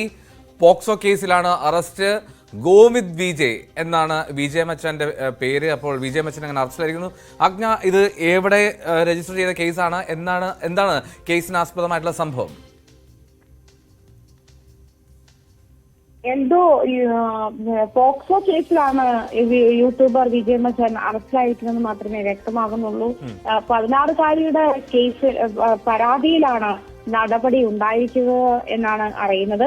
അതുപോലെ തന്നെ ഇയാളുടെ യഥാർത്ഥ പേര് ഗോവിന്ദ് വിജയ് എന്നാണ്. വിജയ മച്ചാൻ എന്ന പേരിലാണ് ഇയാളുടെ യൂട്യൂബ് ബ്ലോഗ് വിജയ മച്ചാൻ എന്നുള്ള പേരിലാണ്. എന്തായാലും പോക്സോ കേസിലാണ് പോലീസ് നടപടി എടുത്തിരിക്കുന്നത്. 16 വയസ്സുള്ള ഒരു പെൺകുട്ടിയുടെ പരാതിയിലാണ് ഇയാൾക്കെതിരെ നടപടി ഉണ്ടായിരിക്കുന്നത്. അതാണ് എന്തായാലും അതിൽ കൂടുതൽ വിവരങ്ങൾ വരേണ്ടതുണ്ട്. ഈ വിജയ മച്ചാൻ അറിയാലോ അല്ലേ, വളരെ സബ്സ്ക്രൈബേഴ്സ് ഒക്കെ ഉള്ള ഒരാളാണ്. 129K subscriber. അതിൽ ഏറ്റവും ശ്രദ്ധേയമായിട്ടുള്ള കാര്യം വിജയ മച്ചാന്റെ പ്രൊഫൈൽ എഴുതിയിരിക്കുന്നത്, എനിക്കറിയാം ഒരിക്കൽ നിങ്ങൾ എന്നെ തേടി വരുമെന്ന്. തേടി വന്നു പോലീസ്. അതെ. അപ്പൊ എന്തായാലും നമുക്ക് അതിന്റെ സത്യാവസ്ഥ അറിയണം. ഒപ്പം ആ വാർത്തയുടെ വിശദാംശങ്ങളിലേക്കൊക്കെ നമ്മൾ വരണം. അതുകൊണ്ട് ഈ സമയത്ത് അതുകൊണ്ട് കൂടുതൽ കമന്റ് ചെയ്യുന്നില്ല അല്ലേ? അതെ. നമ്മളിനി ഈ സന്തോഷ് ട്രോഫി മത്സരങ്ങൾ ട്രെയിനിങ് ഒക്കെ ആരംഭിക്കാൻ പോവുകയാണ്. അപ്പൊ എനിക്കും പേഴ്സണലി സന്തോഷമുണ്ട് കേട്ടോ. എന്റെ കസിനാണ് സന്തോഷ് ട്രോഫിയുടെ അസിസ്റ്റന്റ് കോച്ച് കേരള ടീമിന്റെ ഹാരി ബെന്നി. അപ്പൊ ഹാരി ചേട്ടനും ഒരു ഹാപ്പി ആശംസ നേരുന്നു. അപ്പോൾ 2022 മഞ്ചേരി പയ്യനാട് സ്റ്റേഡിയത്തിൽ നടന്ന സന്തോഷ് ട്രോഫി മത്സരത്തിൽ ടിക്കറ്റ് ഉണ്ടായിട്ടും സ്റ്റേഡിയത്തിൽ കയറാൻ കഴിയാതിരുന്നവർക്ക് നഷ്ടപരിഹാരവും ടിക്കറ്റ് തുകയും നൽകാൻ മലപ്പുറം ഉപഭോക്തൃ കമ്മീഷന്റെ ഉത്തരവ്. 10,000 രൂപയും ടിക്കറ്റ് വിലയും ജില്ലാ സ്പോർട്സ് കൗൺസിൽ നൽകാനാണ് ഉത്തരവിട്ടിരിക്കുന്നത്. ടിക്കറ്റ് ഉണ്ടായിട്ടും സ്റ്റേഡിയത്തിൽ കയറാൻ കഴിയാതെ പോയ മഞ്ചേരി, കൊല്ലം സ്വദേശികൾ നൽകിയ പരാതിയിലാണ് വിധി വന്നിരിക്കുന്നത്. എന്തായാലും സന്തോഷമുള്ള വാർത്തയാണ് അല്ലേ? അതായത് അന്ന് ആ സ്റ്റേഡിയത്തിൽ ഞാനും ഉണ്ടായിരുന്നു. സ്റ്റേഡിയത്തിൽ ഇങ്ങനെ നിറഞ്ഞ ഒരു പൊട്ടിത്തെറിക്കുന്ന സ്റ്റേഡിയമായിരുന്നു. അവിടെ ഒരുപാട് പേര് ഇങ്ങനെ പുറത്തു നിന്ന് തിരികെ പോകുന്ന സാഹചര്യം കണ്ടു. കാരണം ആ സ്റ്റേഡിയത്തിൽ ഉൾക്കൊള്ളാൻ കഴിയുന്നതിന് അപ്പുറത്തേക്ക് ടിക്കറ്റ് വിൽപ്പന നടന്നു. അതാണ് ഈ പരാതി. ഈ നഷ്ടപരിഹാരത്തിനൊക്കെ അപ്പുറത്തേക്ക് എന്തായാലും നമുക്ക് അനുമോദിലേക്ക് പോകാം. അനുമോദിനോട് തന്നെ ചെയ്യും. CV അനുമോദിന്റെ റിപ്പോർട്ട് കാണാം, അതിനുശേഷം നമുക്ക് സംസാരിക്കാം. 2022 മഞ്ചേരി പയ്യനാട് വെച്ച് സന്തോഷ് ട്രോഫിയുടെ ഫുട്ബോൾ മത്സരം വലിയ ആവേശത്തോടെയാണ് നടന്നതും അതിൽ കേരള ടീം വിജയിച്ചു കയറിയതും. പക്ഷെ അന്നുണ്ടായ ഒരു വിവാദം, ടിക്കറ്റ് എടുത്തിട്ടും ഗാലറിയിലേക്ക് പ്രവേശിക്കാൻ കഴിയാതെ ഒരുപാട് പേർ തിരിച്ചു പോകുന്ന സാഹചര്യം ഉണ്ടായി. വലിയ പ്രതിഷേധമുണ്ടായി, പോലീസിൻ്റെ ലാത്തിചാർജ് ഉണ്ടായി. അന്ന് ടിക്കറ്റ് എടുത്തിട്ടും കളി കാണാൻ കഴിയാതെ പോയവരിൽ പലരും കോടതിയെ സമീപിച്ചു. അങ്ങനെ ഉപഭോക്തൃ കമ്മീഷൻ അവർക്ക് അനുകൂലമായി ഒരു ഉത്തരവും കഴിഞ്ഞ ദിവസം പുറപ്പെടുവിച്ചു. 10,000 രൂപയും ഇവരുടെ ടിക്കറ്റിൻ്റെ തുകയും ഇവർക്ക് സ്പോർട്സ് കൗൺസിൽ മടക്കി നൽകണമെന്നായിരുന്നു ഉത്തരവ്. അവർക്ക് വേണ്ടി ഈ ഒരു നിയമ പോരാട്ടം നടത്തിയ അഡ്വക്കേറ്റ് സാദിഖ് അലിയും അതേപോലെ തന്നെ ഈ ഒരു പരാതിക്കാരനും ഇപ്പോൾ നമ്മോടൊപ്പം ചേരുന്നുണ്ട്. ശരിക്കും ആദ്യമായിട്ടായിരിക്കാം ഇങ്ങനൊരു ഉത്തരവ് ഉപഭോക്തൃ കമ്മീഷന്റെ ഭാഗത്തുനിന്നുണ്ടാകുന്നില്ല. എന്താണ് ശരിക്കും ഉത്തരവിൽ പറയുന്നത്? ഇതാദ്യമായിട്ടാണെന്ന് വെച്ചിട്ടുണ്ടെങ്കിൽ സ്പോർട്സുമായിട്ട് ബന്ധപ്പെട്ട് ഉപഭോക്തൃ കോടതിയെ സമീപിക്കുന്നതും ഒരു ഉത്തരവൊക്കെ ഉണ്ടാവുന്നത് നമ്മൾ കേരളത്തിൽ ആദ്യമായിട്ടായിരിക്കും. 2022 മെയ് മാസത്തിലായിരുന്നു ഈ മത്സരം നടന്നിരുന്നത്. മത്സരത്തിൽ ഒരു വലിയ ജനത്തിരക്കുണ്ടായി എന്നുള്ളത് സത്യമാണ്. പക്ഷേ എങ്കിൽ പോലും ടിക്കറ്റ് എടുത്ത ആളുകൾക്ക് അവരുടെ അവകാശമുണ്ട്. അത് കളി കാണാനും അത് സീറ്റ് അവർക്ക് വേണ്ടിയിട്ട് അനുവദിച്ച് നൽകാനൊക്കെ ഉള്ള അവകാശം അവർക്കുണ്ട്. അതിൻ്റെ ഉത്തരവാദിത്വം ആ ഒരു പ്രോഗ്രാം നടത്തിയ ഓർഗനൈസിംഗ് കമ്മിറ്റിക്കായിരുന്നു. പക്ഷേ ആ കാര്യം ചെയ്യുന്നതിൽ വലിയ വീഴ്ചയാണ് സത്യത്തിൽ നടന്നിരുന്നത്. അതിനെതിരെയാണ് ഒരു കൺസ്യൂമർ എന്ന രീതിയിൽ ഇവരുടെ അവകാശങ്ങൾ നേടിയെടുക്കാൻ വേണ്ടിയിട്ട് മലപ്പുറം ഉപഭോക്തൃ തർക്ക പരിഹാര കമ്മീഷനെ സമീപിച്ചത്. വിശദമായ വാദവും അതോടൊപ്പം തന്നെ 8ഓളം രേഖകൾ നമ്മൾ ഹാജരാക്കി. ഈ രേഖകളിലൊക്കെ പരിശോധിക്കുമ്പോൾ ടിക്കറ്റ് എടുത്തിട്ട് അവിടെ കളി കാണാൻ സാധിക്കാത്ത ആളുകളുണ്ടായിരുന്നു എന്നുള്ളത് കമ്മീഷന് വ്യക്തമായി ബോധ്യപ്പെട്ടു. അതിൻ്റെ അടിസ്ഥാനത്തിലാണ് ഇത്തരത്തിലൊരു വിധി ഉണ്ടായിരുന്നത്. ഇത് ഈ ഫണ്ട്, അതായത് പണം ആര് തിരിച്ചു നൽകണമെന്നാണോ ഉത്തരവ് പറയുന്നത്? ഇതിൽ 3 എതിർകക്ഷികൾ ഉണ്ടായിരുന്നു. ഓൾ ഇന്ത്യ ഫുട്ബോൾ ഫെഡറേഷൻ ഉണ്ടായിരുന്നു, അതിൻ്റെ കൂട്ടത്തിൽ കേരള സർക്കാരും മലപ്പുറം സ്പോർട്സ് കൗൺസിലും. ഇതിൽ ആർക്കാണ് ഇതിൻ്റെ റെസ്പോൺസിബിലിറ്റി എന്ന കാര്യത്തിൽ ഒരു വലിയ തർക്കം ഉണ്ടായിരുന്നു. സർക്കാർ പറയുന്നത് ഫുട്ബോൾ ഫെഡറേഷനാണെന്ന്, ഫുട്ബോൾ ഫെഡറേഷൻ പറയുന്നത് സ്പോർട്സ് കൗൺസിലിനാണെന്ന്. അവസാനം കമ്മീഷൻ കണ്ടെത്തിയത് ഈ ടിക്കറ്റ് ക്യാഷ് അവർ ഡെപ്പോസിറ്റ് ചെയ്തിരിക്കുന്നത്, അതല്ലെങ്കിൽ ടിക്കറ്റ് എടുക്കുന്ന സമയത്ത് പണം നൽകിയിരിക്കുന്നത് സ്പോർട്സ് കൗൺസിലിൻ്റെ ബാങ്ക് അക്കൗണ്ടിലേക്കാണ്. അതുകൊണ്ട് തന്നെ അവർക്കാണ് ആ ടിക്കറ്റിൻ്റെ ബാക്കിയുള്ള കാര്യങ്ങളൊക്കെ പരിശോധിക്കുമ്പോൾ ഈ പ്രോഗ്രാം നടത്തേണ്ട റെസ്പോൺസിബിലിറ്റി, ഈ പിന്നെ ഫുട്ബോളിൻ്റെ മത്സരങ്ങൾ മാറ്റിവെക്കുന്നതും അതല്ലെങ്കിൽ അതിൻ്റെ എല്ലാ ഷെഡ്യൂളുകളും ചെയ്യുന്നത് സ്പോർട്സ് കൗൺസിൽ തന്നെയാണ്. അതാണ്. എന്തായാലും നഷ്ടപരിഹാരം കിട്ടി എന്നുള്ളത് സന്തോഷം തന്നെയാണ്. പക്ഷെ കാണാൻ പറ്റാതെ പോയല്ലേ, അത് ഭയങ്കര സങ്കടമായിരിക്കും. മാത്രമല്ല അന്ന് കേരളം കിരീടം നേടിയ ദിവസമാണ്. കേരളം ട്രോഫി നിൽക്കുമ്പോൾ അത് കാണാൻ പറ്റാതെ നിരാശരായി പോകുന്ന കാഴ്ചയുണ്ടല്ലോ, അത് വല്ലാത്തൊരവസ്ഥയാണ്. അപ്പൊ എന്നാലും ഈ സ്പോർട്സുമായി ബന്ധപ്പെട്ട വാർത്തയിലേക്ക്, സന്തോഷമായിട്ടുള്ള കാര്യം, സന്തോഷമാണോ അല്പം ദുഃഖമാണോ എനിക്ക് സംശയമുണ്ട്. കാരണം നീരജ് ചോപ്ര, ഇന്ത്യയുടെ എക്കാലത്തെയും അത്ലറ്റിക് ഇതിഹാസം എന്ന് വിശേഷിപ്പിക്കാം നീരജ് ചോപ്ര, ഇന്നലെ നടന്ന സ്വിറ്റ്സർലൻഡിൽ നടന്ന ലൊസൈൻ ഡയമണ്ട് ലീഗിൽ അവിടെ ജാവലിൻ ത്രോയിൽ 2ാം സ്ഥാനത്താണ് ഫിനിഷ് ചെയ്തത്. 89.49. അതും 5ാമത്തെ അറ്റംപ്റ്റിലാണ് എന്ന് ഓർക്കണം. ആദ്യത്തെ 3 അറ്റംപ്റ്റിൽ നീരജ് ആദ്യ 3 സ്ഥാനങ്ങളിൽ ഉണ്ടായിരുന്നില്ല. എന്താണെങ്കിലും ഗ്രനഡയുടെ ആൻഡേഴ്സൺ പീറ്റേഴ്സാണ് 1ാം സ്ഥാനത്തെത്തിയത്. നീരജിന് 2ാം സ്ഥാനം നേടേണ്ടി വന്നു. ഒളിമ്പിക്സിൽ വെള്ളി മെഡൽ ജേതാവാണ് നീരജ്. ഈ സീസണിലെ ബെസ്റ്റാണ്, പക്ഷേ അദ്ദേഹത്തിന്റെ പേഴ്സണൽ ബെസ്റ്റിലേക്ക് എത്തിയിട്ടില്ല എന്ന് മാത്രം. ശരി, അപ്പൊ നമ്മുടെ മോർണിംഗ് വൈബ്സിന്റെ സമയം ഇവിടെ പൂർണ്ണമാണ് എൽദോ. അപ്പൊ നമുക്ക് ഇത് അവസാനിപ്പിക്കുന്നതിന് മുമ്പ് എല്ലാവർക്കും ഒരുപാട് പേര് ആശംസകൾ അറിയിക്കാൻ പറയുന്നത് വിളിച്ചിരുന്നു കേട്ടോ. അപ്പൊ നമുക്ക് കുറച്ച് ചില കാര്യങ്ങൾ കൊണ്ട് എല്ലാവരിലേക്കും എത്താൻ കഴിഞ്ഞില്ലെങ്കിലും ഇന്ന് ബർത്ത്ഡേയോ അങ്ങനെയുള്ള എന്തെങ്കിലുമൊക്കെ ആഘോഷങ്ങളുള്ള ആളുകൾക്ക് എല്ലാവർക്കും ഒരു ആശംസയോട് നേരുകയാണ്.